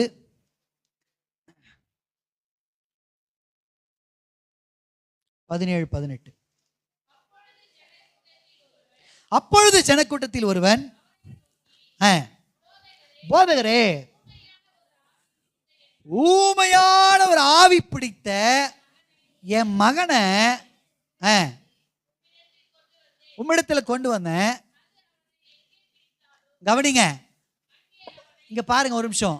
அதாவது ஒரு தகப்பன் தன் பிள்ளையை இயேசுவிடத்துல கொண்டு வரார். கொண்டு வரும் பொழுது அவர் இயேசு கிறிஸ்துவை பார்த்து சொல்லப்படுகிற ஸ்டேட்மெண்ட் தான் இது. என்னன்னா, ஆண்டவரே, ஊமையும் செவிடுமான ஒரு மனுஷன் உங்ககிட்ட கொண்டு வரேன். அவனை ஒரு ஆவி பிடிக்குது. அந்த ஆவி எப்படியாப்பட்ட ஆவினா ஊமையின் ஆவி, செவிட்டின் ஆவி. அது அவனை எங்கெல்லாம் பிடிக்குதோ அவனை பயங்கரமா அழகழிக்குது. அழகழிச்சு ஒரு மாதிரி அவனை சோர்வாக்கி விட்டுருதுன்றார் பாருங்க. அவன் என்ன பண்ணுதுங்களாங்க? அவன் சோர்வடைவதற்கு ஒரு மிகப்பெரிய காரணம் யாருன்னு அந்த தகப்பன் சொல்றாருன்னா சத்துருன்றார். ஆமென். உங்க வாழ்க்கையில, என் வாழ்க்கையிலையும் ஏதோ ஒரு சோர்வு வருகிறதா? தேவைகளுக்காக சோர்வு வருதா? பலவீனத்தின் நிமித்தமா சோர்வு வருதா? பிரச்சனையை பார்த்து சோர்வு வருதா? இல்ல ஏதோ ஒரு சூழ்நிலையை பெருசா பார்த்து சோர்வு வருகிறதா? அந்த சோர்வு எதனால வருதுன்னா, முதல் காரணம் அதற்கு பின்னாடி சத்துரு இருக்கிறான். ஆமென். சத்துரு இருக்கிறான். இந்த மனுஷனுடைய வாழ்க்கையில சத்துரு உள்ள வர்றதுனால என்ன நடக்குதுன்னா, இவன் வாழ்க்கையில மிகப்பெரிய சோர்வு வருதான். ஆமென். நீங்க அப்படியே அடுத்தடுத்த வசனத்தை பார்த்தீங்கன்னா 2 பேருக்கும் ஒரு பெரிய கான்வர்சேஷன் நடக்கும். நடந்த உடனே ஆண்டவராகிய இயேசு கிறிஸ்து என்ன பண்ணுவார்னா, அவனை பார்த்து சொல்லுவாரு, இது இனிமே என்ன பண்ணாத, அசுத்தாவி, இனிமே என்ன பண்ணாத, இவனுக்குள்ள வராத அப்படின்னு கட்டளிடுவார் பாருங்க. அதோடு கூட அந்த ஆவி அவனை விட்டு புறப்பட்டு போகும். ஆமென். இதுவரைக்கும் சோர்வடைந்தவன், இதுவரைக்கும் சத்துரு நிமித்தமா பலவீனப்பட்டவன், இப்ப என்ன நடக்குதுன்னா ஒரு மிகப்பெரிய பலனோடு கூட அவன் வாழ்க்கையை துவங்க ஆரம்பிக்கிறான். ஆமென். உங்க வாழ்க்கையிலும் என் வாழ்க்கையிலும் சோர்வுகள் வருவதற்கு காரணம் என்னன்னா சத்துரு. ஆமென். இன்னைக்கு கர்த்தர் சொல்றாரு, பரிசுத்த ஆவியானவர் உங்களுக்குள்ள வரும்போது அவர் சோர்ந்து போனவனை பலப்படுத்துறார் இல்லையா? இந்த சத்துருவினால வருகிற எல்லா சோர்வையும் இந்த நாள்ல கர்த்தர் உடைக்கிறன்றார். ஆமென். நீங்க பலனோடு இருப்பீங்கன்னு கர்த்தர் சொல்றார். அல்லேலூயா. சத்தமா அல்லேலூயா. கவனிங்க அருமையானவர்களே, கவனிங்க. யோபின் வாழ்க்கையில நீங்க அந்த முதல் அதிகாரத்துல பாத்தீங்கன்னா, முதல் வசனத்தெல்லாம், ஊத்ஸ் தேசத்துல யோபுன் பேருள்ள ஒரு மனுஷர் தான். கர்த்தரே அவனை குறித்து சாட்சி சொல்றார். என்னது? அவன் உத்தமன், சன்மார்கன், தேவனுக்கு பயப்படுகிறவன், பொல்லாப்புக்கு விலகுகிறவன், எல்லாம் சாட்சி சொல்றார். உண்மைதான். ஆனா இப்ப என்ன பண்றாருன்னா, ஆண்டவரே சத்துருவிடத்துல அவனுக்கு என்ன பண்றாருன்னா, அவனை கொஞ்சம் விட்டு கொடுக்குறாரு பாருங்க. நீங்க கவனிங்க. சத்துருவிடத்துல விட்ட உடனே அவன் நிறைய பிரச்சனைகளை யோபின் வாழ்க்கையில கொண்டு வரான் பாருங்க. அருமையா கொண்டு வந்த உடனே கவனிங்க, அவன் அப்படியே விட்டுட்டாரா? யோபின் வாழ்க்கை அப்படியே முடிஞ்சுதான் நீங்க பாத்தீங்கன்னா? இல்ல. சத்துரு கொண்டு வந்த எல்லா சோர்வுகளையும் கர்த்தர் மாற்றினார், ஆவியானவர் மாற்றினார். அல்லேலூயா, அல்லேலூயா. இன்றைக்கு சத்துருவால வந்த சோர்வுகளை உங்க வாழ்க்கையில கர்த்தர் மாற்றும்படி வந்திருக்கிறார். ஆவியானவர் இன்னைக்கு கொடுக்கப்படுவதற்கான காரணம் என்னன்னா, உங்களை பலப்படுத்தும்படி. ஆமென், ஆமென். ரெண்டாவது உங்க வாழ்க்கையில நீங்க சோர்வுகளை சந்திப்பதற்கான காரணம் என்னன்னா, நீதிமொழிகளின் புத்தகம் 24ஆம் அதிகாரம் 10வது வசனம் சொல்கிறது, ஆபத்து காலத்தில் நீ சோர்ந்து போவாயானால் உன் பலன் குறுகினதுன்னு சொல்லப்படுகிறது. ஆமென். இங்க பாருங்க, இங்க பாருங்க. ரெண்டாவது, நம்ம வாழ்க்கையில சோர்வுகள் வருவதற்கான காரணம் என்னன்னா, சில காலங்கள். என்னங்க? நம்ம பார்க்கிற சில காலங்கள். ஒவ்வொன்றுத்துக்கும் ஒரு காலம் இருக்குன்னு வேதம் சொல்லுதா? விதைக்க ஒரு காலம் இருக்கு, அழ ஒரு காலம் உண்டு. இப்படி ஒவ்வொரு காலத்தை பத்தி சொல்லுது. சில நேரங்கள்ல நம்ம வாழ்க்கையில நல்லா முன்னேறி போகிற மாதிரியே ஒரு சில காலங்கள் இருக்கும். ஆனா அப்படியே நமக்கு சில நேரங்கள் என்ன ஆயிடுதுன்னா, அதுக்கு ஆப்போசிட்டா என்ன ஆயிடுதுன்னா, ஆபத்து காலங்கள் வருது. என்ன வருதுங்க? என்ன கவனிங்க. அப்போஸ்தலர்கள் வாழ்க்கையில இங்க இயேசு கிறிஸ்து என்ன சொல்றேன்னா, அப்போஸ்தலர்களை பார்த்து, சீஷர்களை பார்த்து, நீங்க என்ன பண்ணுங்க, பரிசுத்த ஆவி உங்க இடத்துல வரும்பொழுது நீங்க பலன் அடைவீங்கன்னு சொல்றாங்க. ஏன் ஆண்டவர் அவங்களை பலப்படுத்துகிற ஆவியானவரா வெளிப்படுத்துறாரு தெரியுங்களா? சீஷர்கள் கூட இப்படிப்பட்ட பிரச்சனைகளை சந்திச்சாங்க. ஆமென். பேதுருவை பார்த்து ஆண்டவர் சொல்றாரு, பேதுருவே, பிசாசானவன் கோதுமையை சுளைக்கினால் பிடிக்கிறது போல உன்னை பிடிக்கும்படி என்கிட்ட பர்மிஷன் கேட்டான், நானும் கொடுத்துட்டேன். நீ என்ன பண்றன்னா, சோதனையில சிக்காதபடிக்கு நான் உனக்காக ஜெபம் பண்றேன். நீ சோதனையில் சிக்கிற போற. நீ பலப்பட்ட பிற்பாடு நீ என்ன பண்ணணும், உன் கூட இருக்கிற எல்லா சீஷர்களையும் என்ன பண்ணணும், பலப்படுத்தணும் பா அப்படின்றாரு. பாருங்க, சொன்னாருங்களா இல்லையாங்க? ஸோ சத்துரு நிமித்தமா பேதுருக்கு ஒரு சோதனை வருது, ஒரு பிரச்சனை வருது. அவன் சோர்ந்து போய் என்ன பண்றான் தெரியுங்களா? இயேசுவை மறுதளிக்கிறான். மறுதளிச்சானா இல்லைங்களாங்க? மறுதளிக்கிறது மட்டும் இல்லைங்க, இயேசுவே வேணாம், ஊழியமே வேணான்னு அவன் என்ன பண்றான் தெரியுங்களா? மீன் பிடிக்க போயிடுறான். தோமாவை பாருங்க, தோமா ஒரு பக்கம் சந்தேகத்தை பிடிச்சின்னு, இயேசுவனுடைய விரல்கள்ல நான் கைவிட்டு பார்த்தா தான் இயேசுவை நம்புவேன், அவர் உயிர் தெழுந்தாருன்னு நம்ப மாட்டேன்னு அவர் ஒரு பக்கம் சோர்ந்து போய் சுத்தின்னு இருக்கிறார். ஆமீன். ரெண்டு சீஷர்கள், எங்களுக்கு ஊழியமும் வேணாங்க, இயேசு வேணாங்க, எங்க சொந்த ஊருக்கே போயிடுறேங்க அப்படின்னு ஏமா ஒரு கிளம்பி போயிட்டாங்க. அருமையானவர்களே, சீஷர்கள் என்ன ஆயிட்டாங்கன்னா, இயேசு கூட இருந்த வரைக்கும் எப்படி இருந்தாங்கன்னா, நல்லா உற்சாகமா ஊழியத்தை செஞ்சாங்க. ஆனா இப்போ சத்துருவின் நிமித்தமா ஒரு சோதனை வரும்பொழுது, ஒரு சோர்வு வரும்பொழுது என்ன ஆகுதுன்னா, அவங்க அப்படியே சோர்ந்து போய் ஒவ்வொருத்தரும் ஒவ்வொரு வழியா போயிடுறாங்க. பாருங்க. ஆமென். இந்த சோர்வில் இருந்து அவர்களை மீட்டு கொண்டு வரும்படிதான் பரிசுத்த ஆவியானவர் அவர்களுக்கு கொடுக்கப்பட்டார். ஆமென், ஆமென். இவங்க பரிசுத்த ஆவியானவரை பெற்றுக்கொண்டதுக்கு பிற்பாடு என்ன நடக்குதுன்னா, அவங்க பலன் அடைந்து அவங்க ஊழியத்தை வெற்றியாய் செய்தார்கள் என்று நம்ம பார்க்கிறோம். ஆமென். ரெண்டாவது காரியம் நான் சொன்னேன், ஆபத்து காலத்தில் நீங்க சோர்ந்து போவீங்கன்னா உங்க பலன் என்ன ஆயிடும்னா குறுகி போயிடும். கவனிங்க, எல்லார் மனுஷ வாழ்க்கையிலுமே நல்ல காலங்களே வரும்னு சொல்ல முடியாது. காலங்கள் மாறி மாறி வரும், சூழ்நிலைகள் மாறி மாறி வரும். அப்படி வரும்பொழுது நீங்க என்ன பண்ணிடக்கூடாது, சோர்ந்து போயிட. சீஷர்கள் இயேசு கூட இருந்த வரைக்கும் பலனா ஊழியம் செஞ்சாங்க. இப்ப இயேசு மரிச்சு அடக்கம் பண்ணிட்டாருன்னு ஒண்ணு அவங்க என்ன பண்றாங்க, சோர்ந்து போயிட்டாங்க. சோர்ந்து போயிட்டு இயேசு விட்டே போயிடலான்னு முடிவு பண்ணிட்டாங்க. பாருங்க, பரிசுத்த ஆவி அவங்களுக்கு கொடுக்கப்பட்டு அவங்க சோர்வை மாத்தி அவங்கள பலனடைய செய்தார். ஆமேன், ஆமேன். உங்க வாழ்க்கையில, என் வாழ்க்கையில கூட அருமையானவர்களே, இப்படிப்பட்ட சோர்வுகள் இருக்கும் பாருங்க. சில காலங்களை நம்ம சந்திக்க வேண்டியதா இருக்கும் பாருங்க. அந்த காலங்கள் எப்படிப்பட்டதுன்னா, நம்ம எவ்வளோ சம்பாதிச்சாலும் அது நம்மளால் அனுபவிக்க முடியாத காலங்களா இருக்கும். நம்ம எவ்வளோ நல்லவங்களா வாழ்ந்தாலும் அதுக்குரிய பலனே கிடைக்காத மாதிரி இருக்கும். நம்ம எவ்வளோ ஜெபிச்சாலும் அந்த ஜெபத்துக்கு பதில் வராத மாதிரியே இருக்கும். நம்ம கிட்ட ஆண்டவர் பேசுற மாதிரியே இருக்கும், ஆனா ஒண்ணுமே நடந்த மாதிரியே தெரியாது. இப்படிப்பட்ட காலங்களுக்குள்ள நம்ம கடந்து போகும் பொழுது நம்மளுக்குள்ள என்ன நடக்குதுன்னா, ஒரு மிகப்பெரிய சோர்வு வருகிறது. இதை மாற்றும்படிதான் பரிசுத்த ஆவியானவர் இந்த நாளில் வெளிப்படுகிறார். ஆமென், அல்லேலூயா. சத்தம் அல்லேலூயா. கவனிங்க, நீதிமொழிகள் 3:11 சொல்லுகிறது, மூன்றாவது காரியம். முதல் காரியம் என்னன்னு சொன்ன, சோர்வு வர்றதுக்கான காரணம், ஃபர்ஸ்ட் காரணம் என்ன சொல்லுங்க, சத்துரு. ரெண்டாவது காரணம், சில காலங்களை நம்ம சந்திக்கிறோம். சில காலங்களை நம்ம சந்திக்கும் பொழுது, போன மாசம் மாதிரி இல்லையா பிரதர் இந்த காலம் அப்படின்னு சொல்றோம்லாம் இல்லைங்களா? சொல்லுங்க. நம்ம சூழ்நிலை போன மாசம் இருந்த மாதிரி இல்லையே, போன மாசமே கொஞ்சம் பரவாயில்ல மாதிரி இருக்கு, இந்த மாசம் ரொம்ப சூழ்நிலை ரொம்ப மோசமா இருக்கு, பிரச்சனைகள் முடிஞ்ச மாதிரி தெரிஞ்சா திரும்ப ஒன்று ஆரம்பிக்கிற மாதிரி இருக்கு அப்படின்னு சில காலங்களுக்கு நேரம் நம்ம கடந்து போறோம். நம்ம பார்க்குற அந்த சூழ்நிலை, அந்த காலங்கள் எப்படி இருக்குன்னா மோசமா இருக்கிறதுனால அது நிமித்தமா சில சோர்வுகள் வருது. அந்த சோர்வுகள் இருந்து நம்மளை விடுதலையாக்கும்படி பரிசுத்த ஆவி இந்த நாள் வெளிப்படுறன்ற. ஆமென். மூன்றாவதா நமக்கு சோர்வு வரக்கூடிய மூன்றாவது காரணம் என்னன்னா, நீதிமொழிகள் 3:11. நீதிமொழிகள் 3:11 எடுத்துக்கங்க. நான் எபிரேயர் 12:5 வாசிக்கிறேன் பாருங்க. என் மகனே, நீ கர்த்தருடைய சிற்றை அற்பமாக எண்ணாதே, அவர் கடிந்து கொள்ளும் பொழுது என்ன பண்ணாதே, சோர்ந்து போகாதே. ஏன்னா தகப்பன் தான் சிநேகிக்கிற புத்திரனை சிட்சிக்கிறது போல கர்த்தரும் எவனிடத்தில் அன்பு கூறுகிறாரோ அவனை சிட்சிக்கிறார். 7வது வசனத்தை பாருங்க.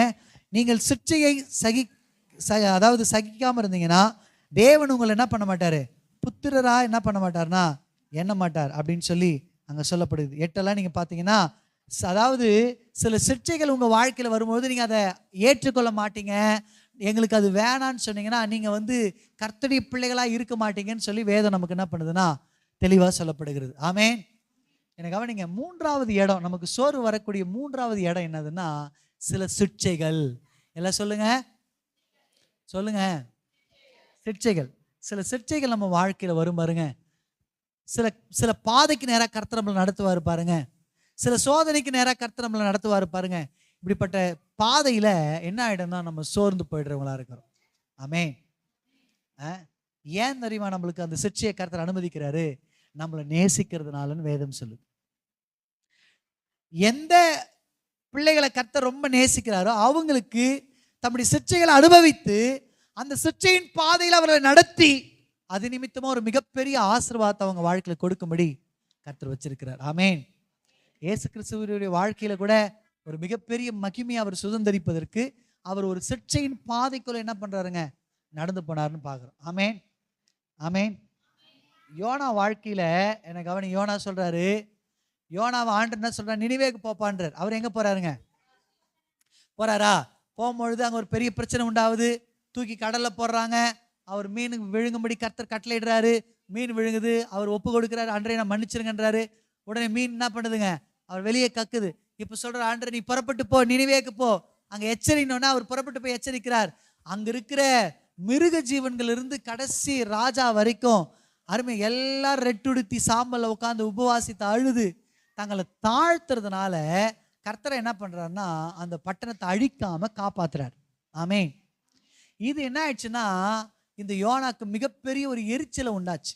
என்னங்க, அப்போ ஆண்டவர் அவனுக்கு ஒரு பாடத்தை கற்றுக் கொடுக்கும்படி அங்க ஒரு ஆமணக்கு செடியை முளைக்கும்படி செய்யறாரு பாருங்க.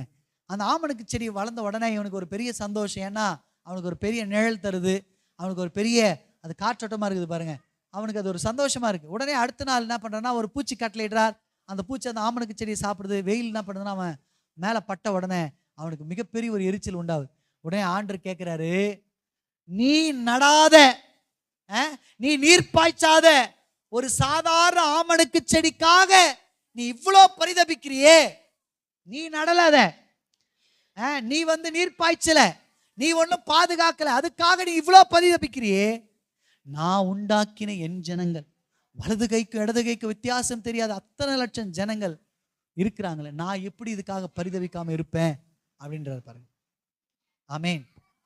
ஏன் சில சிக்ஷைகளை யோனா வாழ்க்கையில கர்த்தர் கொடுத்தாரு தெரியுங்களா? அவனுக்கு சில பாடங்களை கற்றுக் கொடுக்கும்படி, சில காரியங்களை அவன் வாழ்க்கையில கற்றுக் கொடுக்கும். ஏன் நம்ம வாழ்க்கையில சில சிக்ஷைகளை கர்த்தர் அனுபவிக்கிறார்? நம்ம எவ்வளவு ஜெபித்தாலும் நம்ம சூழல் மாறாதுக்கான சில சில சூழ்நிலையெல்லாம் அப்படியே மாறாம நம்ம அந்த கடினமான பாதையில நடக்கிற மாதிரியே இருக்கும், நடந்து கொண்டிருப்போம். ஆண்டவரே எப்போ இந்த சூழ்நிலை மாறும், எப்போ இந்த போராட்டங்கள் மாறும், எப்போ இந்த கடன் பிரச்சனை மாறும்னு சொல்லி நம்ம சில நேரங்கள்ல திகைத்து நிற்போம் பாருங்க. ஏன் தெரியுமா இந்த பாதையில கர்த்தர் நடத்துறாரு? ஏதோ ஒரு காரியத்தை நமக்கு சொல்லி கொடுக்கும்படி. ஆமென். எனக்கு கவனிங்க, சபைக்கு நான் ஒன்று சொல்லுவேன், என்னன்னா உங்க வாழ்க்கையில் நீங்க சிற்றையின் பாதையில் நடக்கும் பொழுது, துன்பத்தின் பாதையில் நடக்கும் பொழுது, மரண இருளின் பள்ளத்தாக்குல நீங்க நடக்கும் பொழுது, ஏன் ஆண்டவரே இந்த பிரச்சனை அப்படின்னு கேட்காதீங்க, ஏன் அப்படின்னு கேட்காதீங்க, என்னன்னு கேட்க பழகுங்க. என்னதுங்க சொல்லுங்க, ஏன்னு என்ன பண்ணக்கூடாது நம்ம கேட்க, அதுக்கு மாறுதலாக நம்ம என்ன கேட்கணும்னா என்ன அப்படின்னா என்ன அர்த்தம்? ஆண்டவரே என் வாழ்க்கையில் இந்த சிற்றையை அனுமதித்ததற்கான காரணம் என்ன ஆண்டவரே? நான் என்ன மாற்றிக்கொள்ள விரும்புறீங்க? நான் என்னை திருத்திக் கொள்ள விரும்புறீங்க?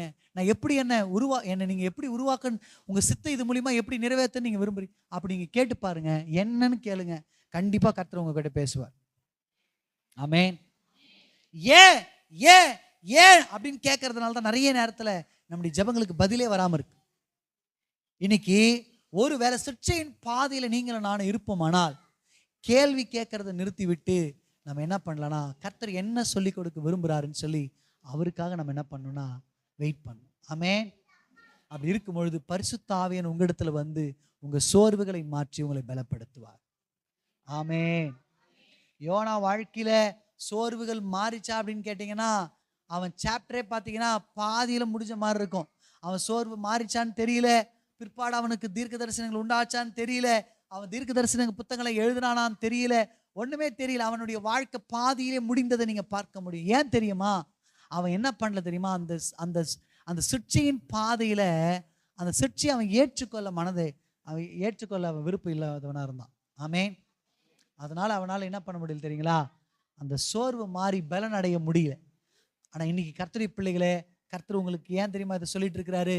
உங்கள் வாழ்க்கையில் கூட நீங்கள் இப்படி உங்கள் இருதயத்தில் சொல்லிட்டு இருக்கலாம், ஏன் என் வாழ்க்கையில் இந்த சிற்சைகள் இல்லாமல் இருந்தால் நல்லா இருக்குமே, இந்த சிற்சையின் பாதை நான் சீக்கிரமாக தாண்டினா நல்லா இருக்குமே நீங்கள் சொல்லிட்டு இருக்கலாம். ஆனால் சில நேரங்களில் கர்த்தர் உங்களை சிற்சையின் பாதையில் நடத்துறது தான் அவருடைய சித்தமாக இருக்கு. ஆமென். இது நல்லது, முடிவு மகிமையாக இருக்கும். ஆமென். பைபிளில் சிற்சையின் பாதையில் நடந்த அநேகரை நீங்கள் பார்க்க முடியும். அவங்க முடிவெல்லாம் மிகப்பெரிய மகிமையாக முடிஞ்சதை நீங்கள் பார்க்க முடியும். ஆமென். அல்லேலூயா. சரி, கவனிங்க. இன்னைக்கு ஆண்டவர் ஒரு 3 காரியத்திலிருந்து நமக்கு விடுதலை தருவேன், பலப்படுத்துவேன்னு சொன்னார். என்னென்னு சொல்லிடுங்க. நம்ம வாழ்க்கையில் வர்ற சோர்வுகள், இந்த சோர்வுகள் வருவதற்கான காரணிகள் என்னென்னு சொல்லிடுங்க. முதல்ல சத்துரு. முதல் காரணமே யாரு? சத்துரு தான் நம்ம வாழ்க்கையில் அந்த மிகப்பெரிய சோர்வுக்கான காரணம். கர்த்தர் இன்னைக்கு என்ன பண்ணுவார்? பரிசுத்த ஆவியானவர் உங்களிடத்துல கட்டளையிடும் பொழுது நீங்க பலன் அடைவீங்க. சத்துருடைய எல்லா போராட்டங்களையும் நீங்க என்ன பண்ணுவீங்க? ஜெயித்து பலன் அடைவீங்கன்னு சொல்லிட்டார். 2வது, நீங்க சந்திக்கிற காலங்கள், நீங்க சந்திக்கிற இந்த மாதமா இருக்கலாம், நீங்க சந்திக்கிற மனிதர்களா இருக்கலாம், நீங்க சந்திக்கிற சூழ்நிலையா இருக்கலாம், ஏதோ ஒன்று உங்க வாழ்க்கையில மிகப்பெரிய சோர்வை உண்டாக்குகிறது. ஆமென். ஆண்டவர் சொல்றார், பரிசுத்த ஆவியானவர் உங்ககிட்ட வந்தா, இந்த மாசம் உங்ககிட்ட வருகிறார், இந்த பண்டிகை நாளில் உங்ககிட்ட வர்றதுனால உங்களுடைய அந்த காலத்து நிமித்தமா, அந்த மனிதர்கள் நிமித்தமா வந்த சோர்வுகள் மாறி நீங்க பலன் அடைவீங்கன்னு சொல்றாரு. 3வது ஆண்டு சொல்றாரு என்னன்னா, சிற்சையின் பாதையில் நீங்க நடக்கிறீங்களா, இது நிமித்தமா உங்களுக்கு ஒரு மிகப்பெரிய சோர்வு வருதுல, நான் பலப்படுத்தி உங்களை நான் என்ன பண்ணுவேன்னா அந்த சிற்சையின் பாதையில் வெற்றியாய் நடக்கும்படி செய்து உங்களை மகிமையா மாத்துவேன்றார். ஆமென். ஆமென். ஆனா இதற்காக நீங்க ஒரு 2 விஷயத்தை செய்தாகணும். என்னன்னா, ஆதி அப்போஸ்தலர் காலத்துல ஆண்டவர் சீஷர்களுக்கு சொன்ன ஒரு 2 காரியத்தை தான் இன்னைக்கு நம்ம செய்ய போறோம். என்னன்னா, முதல் காரியம் என்னன்னா, நம்ம என்ன செய்தா கர்த்தர் சத்துருடைய அந்த சோர்விலிருந்து நம்மளை பலப்படுத்துவார், நம்ம சந்திக்கிற பிரச்சனையிலிருந்து நம்மளை பலப்படுத்துவார், நம்ம போயிட்டு இருக்கிற அந்த சிற்சையின் பாதையிலிருந்து நம்மளை விடுவித்து பலப்படுத்துவார். நம்ம என்ன செய்யணும்? சீஷர்கள் என்ன செஞ்சாங்க?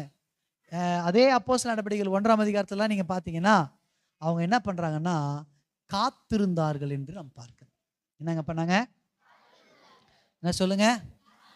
1:5 பாருங்க.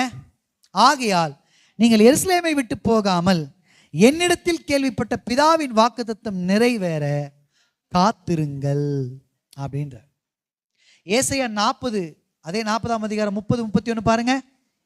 கர்த்தருக்கு காத்திருக்கிறவர்களோ புது பலன் அடைந்து கழுகுகளைப் போல சட்டைகளை அடித்து எழும்புவார்கள், அவர்கள் ஓடினாலும் இளைப்படையார்கள், நடந்தாலும் சோர்ந்து போகார்கள். ஆமென். இன்னைக்கு கர்த்தர் கற்றுக் கொடுக்கிற முதல் பாடம் என்ன தெரியுமா? நீங்களும் நானும் பலன் அடையணும்னா நீங்கள் நானும் கர்த்தருக்காக காத்திருக்கணும். என்ன சொல்லுங்க? சீஷர்கள் ஆண்டவர் அவங்களுக்கு கட்டளையிட்ட அந்த வார்த்தையின்படியே அவங்க என்ன பண்ணாங்கன்னா எருசலேம்ல காத்திருந்தார்கள். ஆமென். அவங்க காத்திருந்ததுனால்தான் பரிசுத்த ஆவியானவர் அவங்க மேல பொழியப்பட்டார், அவங்களுக்கு கொடுக்கப்பட்டார். அவங்க என்ன பண்ணாங்கன்னா பலன் அடைந்தார்கள் என்று பார்க்கிறோம். ஆமென். இந்த பலனை பரிசுத்த ஆவியானவர்களை மட்டும்தாங்க கொடுக்க முடியும். ஆமென். பரிசுத்த ஆவியானவர் உங்க வாழ்க்கையில செயல்பட்டா மட்டும்தான் உங்க வாழ்க்கையில் இருக்கிற சோர்வுகள் நீங்க பலன் அடைய முடியும். அதுக்கு நீங்க செய்ய வேண்டிய முதல் காரணம் என்ன தெரியுமா? நீங்க ஒவ்வொரு நாளும் பரிசுத்த ஆவியானவருக்காக காத்திருக்கணும். ஆமென். இந்த கழுகினுடைய இன்சிடென்ட்டை நான் நிறைய உங்களுக்கு சொல்லியிருக்கிறேன். இந்த கழுகுக்கு 40 வயசு ஆகும்போது என்ன ஆகுமா, மிகப்பெரிய ஒரு போராட்டத்துக்குள்ள, ஒரு மரண பாதைக்குள்ள அது போகுமா பாருங்க.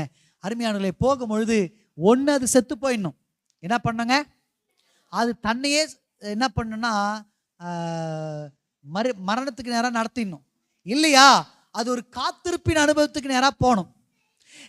இந்த கழுகு என்ன பண்ணுமா, மரணத்துக்கு நேராக போவதில்லை. அது என்ன பண்ணுமா, தன்னை தனிமைப்படுத்தி கொண்டு காத்திருப்பின் அனுபவத்துக்குள்ள போகும் பாருங்க. கவனிங்க, இதுக்கு 40 வயசு ஆகும்போது நகங்களெல்லாம் என்ன ஆகிடும்னா உடஞ்சி போயிடும். சிறகுகளெல்லாம் என்ன ஆகிடும்னா கொட்ட ஆரம்பிச்சிடும் பாருங்க. வாயெல்லாம் என்ன ஆகிடும்னா அதோடைய அந்த கூர்மைத்தன்மையெல்லாம் போகுமா பாருங்க. இந்த சூழ்நிலையில் அது என்ன பண்ணுமா, இப்போ வேட்டையாட முடியாது இல்லையா, அந்த விலங்குகளெல்லாம் பிடிக்க முடியாது இல்லையா, ஏன்னா ஷார்ப்னஸ் போயிடுச்சு இல்லை. இது என்ன பண்ணுமா, கண்மலையில் தன்னை தனிமைப்படுத்தி கொண்டு தன் நகங்களை பாறையில் அப்படியே கீறுமா பாருங்க. தன் வாயை பாறையில் அப்படியே கீறுமா பாருங்க. தன் வாயினால சிறுகளெல்லாம் தானே பிச்சு பிச்சு என்ன பண்ணுமா போடுமா பாருங்க. இப்படி பண்றதுனால அது என்ன ஆகுமா, ஒரு பெரிய மரண போராட்டத்தை சந்திக்குமா பாருங்க. மரண போராட்டத்தை சந்திக்கும் பொழுது கவனிங்க அருமையா, இதில் அப்படியே காத்திருக்கும் பொழுது என்ன நடக்குமா, அதுக்கு புதிய சிறுகுகள் முளைக்க ஆரம்பிக்குமா, புதிய நகங்கள் முளைக்க ஆரம்பிக்குமா, புதிய வாய் முளைக்க ஆரம்பிக்குமா பாருங்க.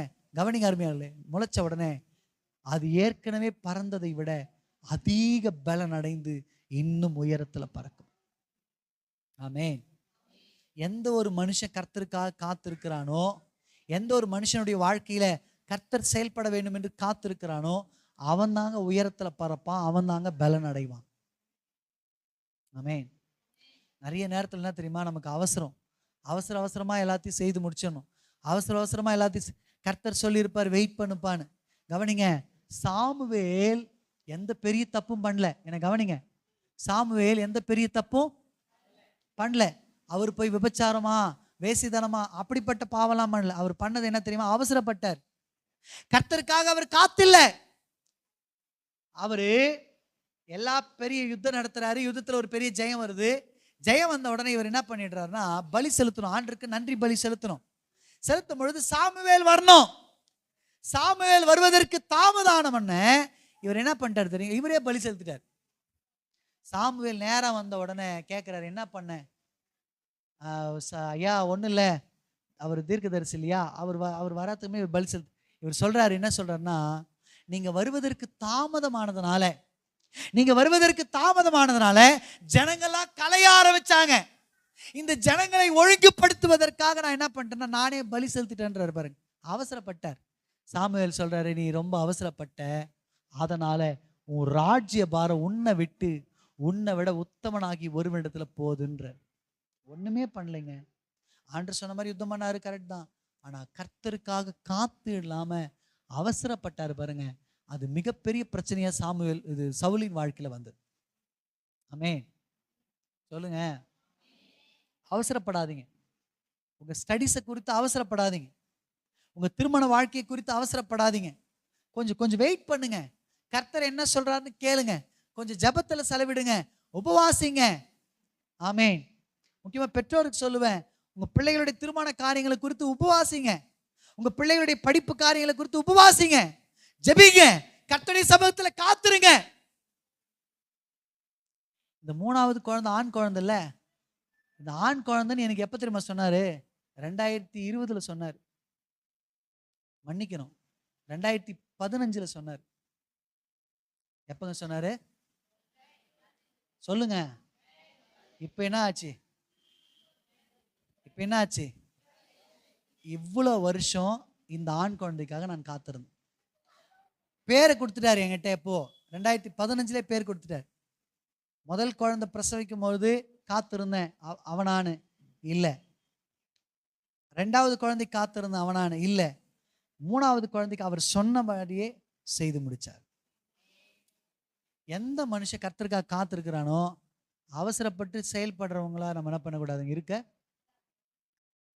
இன்னைக்கு வேர்ல்டு எப்படி ஆயிடுச்சு தெரியுமா, அவசரமா செயல்பட ஆரம்பிச்சிச்சு. ஒரு ஹோட்டலுக்கு போங்க, ஃபாஸ்ட் ஃபுட்டுன்றாங்க. ஒரு ரயில்வே ஸ்டேஷனுக்கு போங்க, ஃபாஸ்ட் ட்ரெயின்றாங்க. பஸ் ஸ்டாண்டுக்கு போங்க, ஃபாஸ்ட் பாயிண்ட் டு பாயிண்ட் அப்படின்றாங்க. எங்கே போங்க, ஃபாஸ்ட். வாழ்க்கை கூட எப்படி இருக்குது தெரியுமா, ஃபாஸ்ட்டாக போயிடுது. காத்துருங்க. உங்க வாழ்க்கையில காத்திருப்பு நல்லது, அதுவும் தேவ சமூகத்துல காத்திருப்பது நல்லது. ஆமென். ரெண்டாவது நான் சொல்லி முடிக்கட்டும். இவங்க காத்திருக்கும் பொழுது அந்த வசனத்தை நீங்க வாசிங்க, 2வது அதிகாரம். இப்ப நம்ம படிச்சுமே சங்கீதத்துல, சங்கீத அதே படிங்க. 2:1. அப்போஸ்தலர் நடபடிகள் 2:1.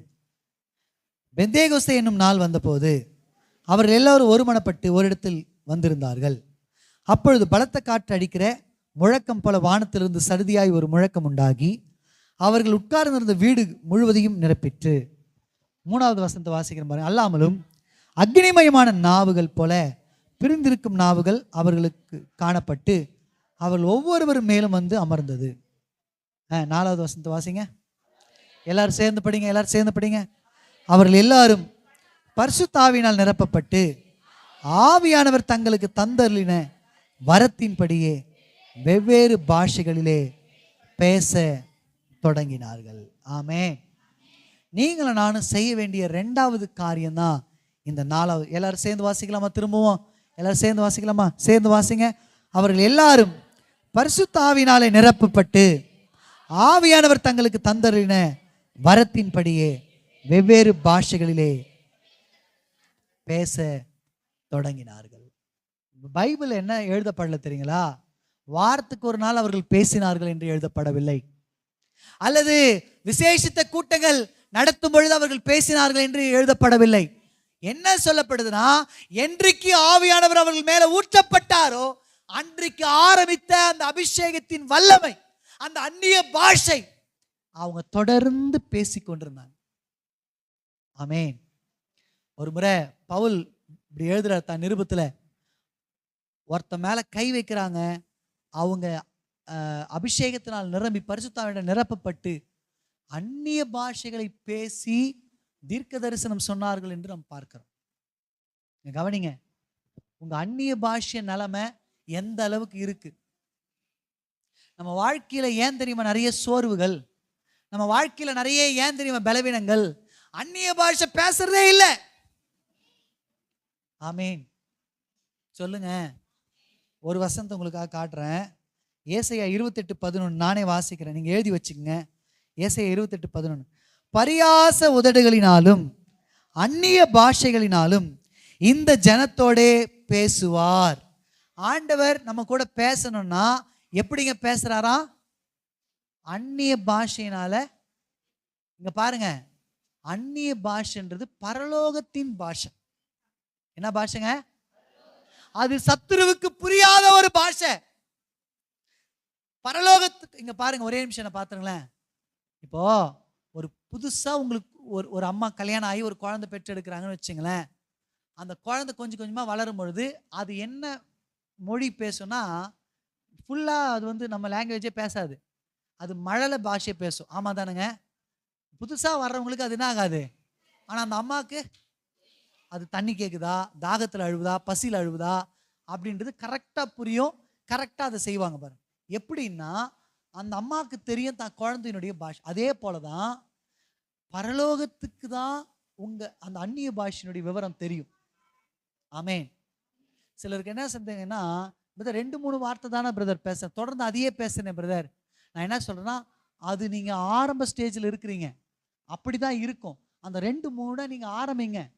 ஒரு சிலருக்கு என்ன சந்தேகம்னா, பிரதர் நான் மாம்சத்துல பேசுறேன்னா ஆவியில பேசுறேன்னா தெரியல பிரதர். நான் என்ன சொல்றேன்னா, ஆவியானவர் உங்களுக்குள்ள ஒரு உணர்வை தராருல, அந்நிய பாஷை பேசணும் உங்களை நிரப்புறாருல, உடனே நீங்க என்ன பண்ணணும்னா, ஆவியானவர் உங்களுக்கு தந்திருக்கிற அந்த வரத்தின்படி நீங்க என்ன பண்ணணும்னா ஸ்டார்ட் பண்ணணும். நீங்க ஸ்டார்ட் பண்ணதான் அந்நிய பாஷை பேசதான் நீங்க என்ன பண்ணுவீங்கன்னா அடுத்தடுத்த ஸ்டேஜுக்கு வருவீங்க.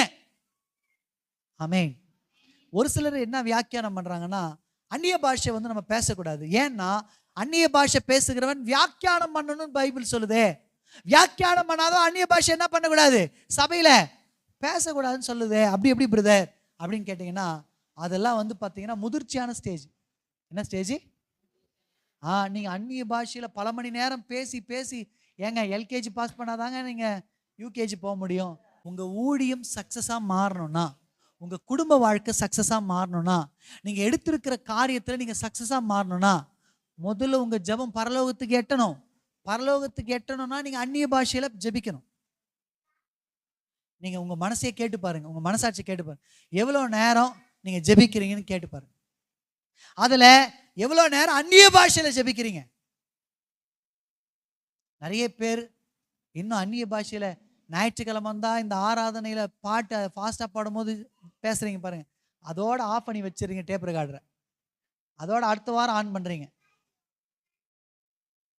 இல்ல, அப்படி இருக்கக்கூடாது.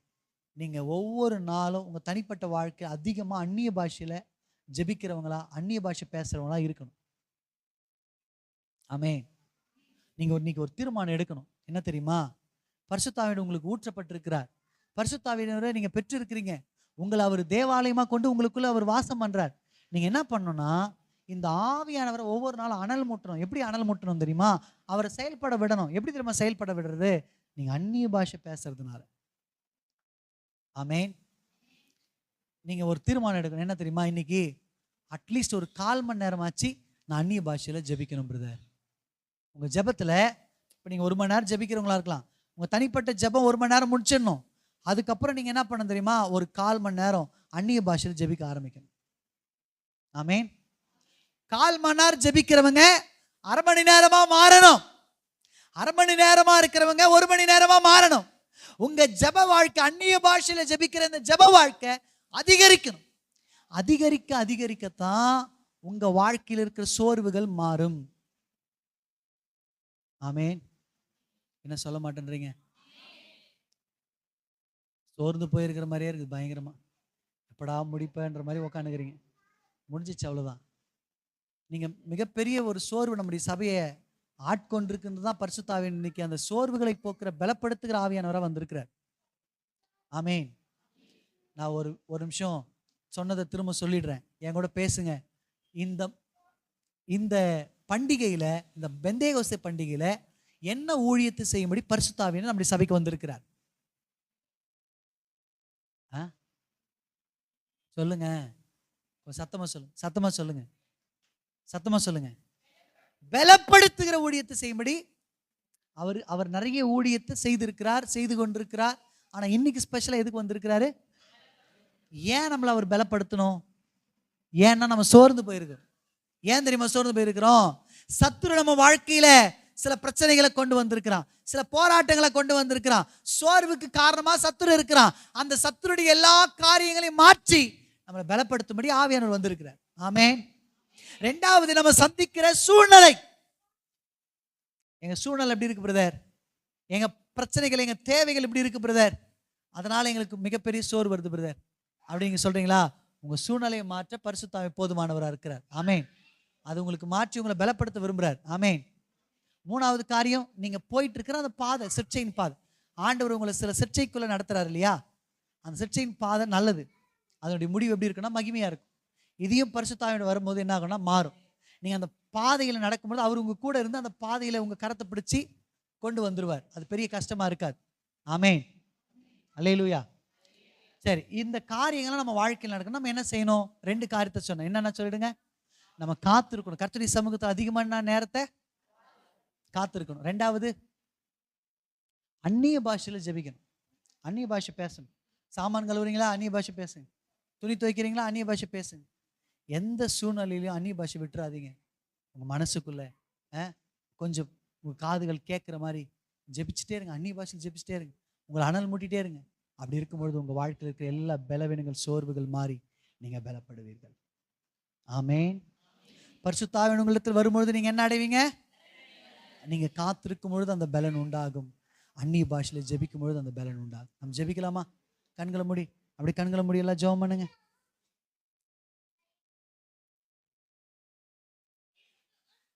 ஹல்லேலூயா. நன்றி அப்பா.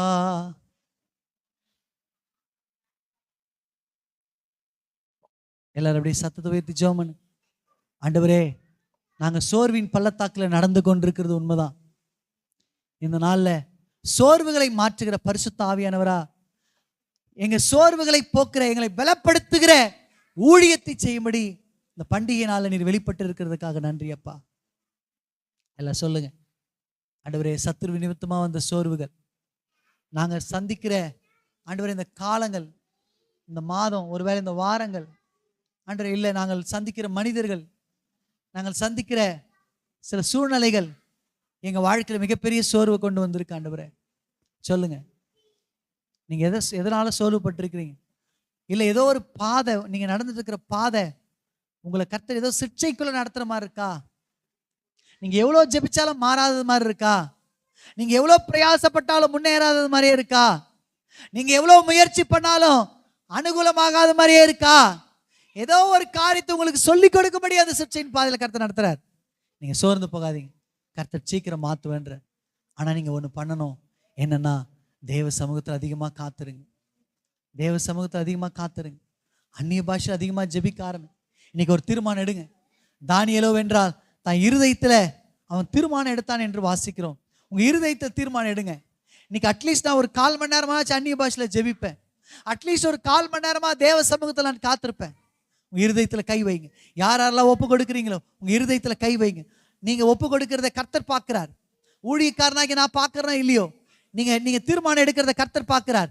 இந்த பண்டிகையில் ஒப்பு கொடுங்க, தயவுசெய்து ஒப்பு கொடுங்க, தயவுசெய்து ஒப்பு கொடுங்க. ஹல்லேலூயா, ஹல்லேலூயா, ஹல்லேலூயா. ஆண்டவரே உம்மை ஸ்தோத்தரிக்கிறோம், ஸ்தோத்தரிக்கிறோம். ஒப்பு கொடுத்து ஒவ்வொரு பிள்ளைகளையும் பலப்படுத்துங்கப்பா. அன்றே ஒரு 1/4 மணி நேரமாச்சு நான் ஜெபிக்கிறேன் ஆண்டவரே. உங்க சக்திக்கு ஏற்ப மாதிரி நீங்க தீர்மானம் எடுங்க. சிலர் ஜெபிக்கிறீங்க, 1/4 மணி நேரம் நான் ஜெபிக்கிறேன் ஆண்டவரே, 1/4 மணி நேரம் நான் காத்திருக்கிறேன் ஆண்டவரே, 1/4 மணி நேரம் அந்நிய பாஷையில ஜெபிக்கிறேன் ஆண்டவரே சொல்றீங்க. கர்த்தருக்கு ஸ்தோத்திரம். கர்த்தர் சிலர் ஜெபிக்கிறீங்க, ஆண்டவரே நான் 1/2 மணி நேரம் காத்திருக்கிறேன் ஆண்டவரே, இன்னொரு 1/2 மணி நேரம் அந்நிய பாஷையில ஜெபிக்கிறேன் ஆண்டவரே. சிலர் தீர்மானம் எடுக்கிறீங்க, ஆண்டவரே நான் 1 மணி நேரம். உங்க தீர்மானங்கள் நல்லது, உங்க தீர்மானம் நல்லது. பரிசுத்தாவி உங்ககிட்ட வந்திருக்கிறார். பரிசுத்தாவி உங்களை நிரப்பிக் கொண்டிருக்கிறார். பரிசுத்தாவி உங்களிடத்தில் வரும் பொழுது நீங்கள் பலனடைவீங்க. உங்க சோர்வுகள் மாறும். நீங்க பலனடைந்து அநேகருக்கு ஆசீர்வாதமா இருப்பீங்க.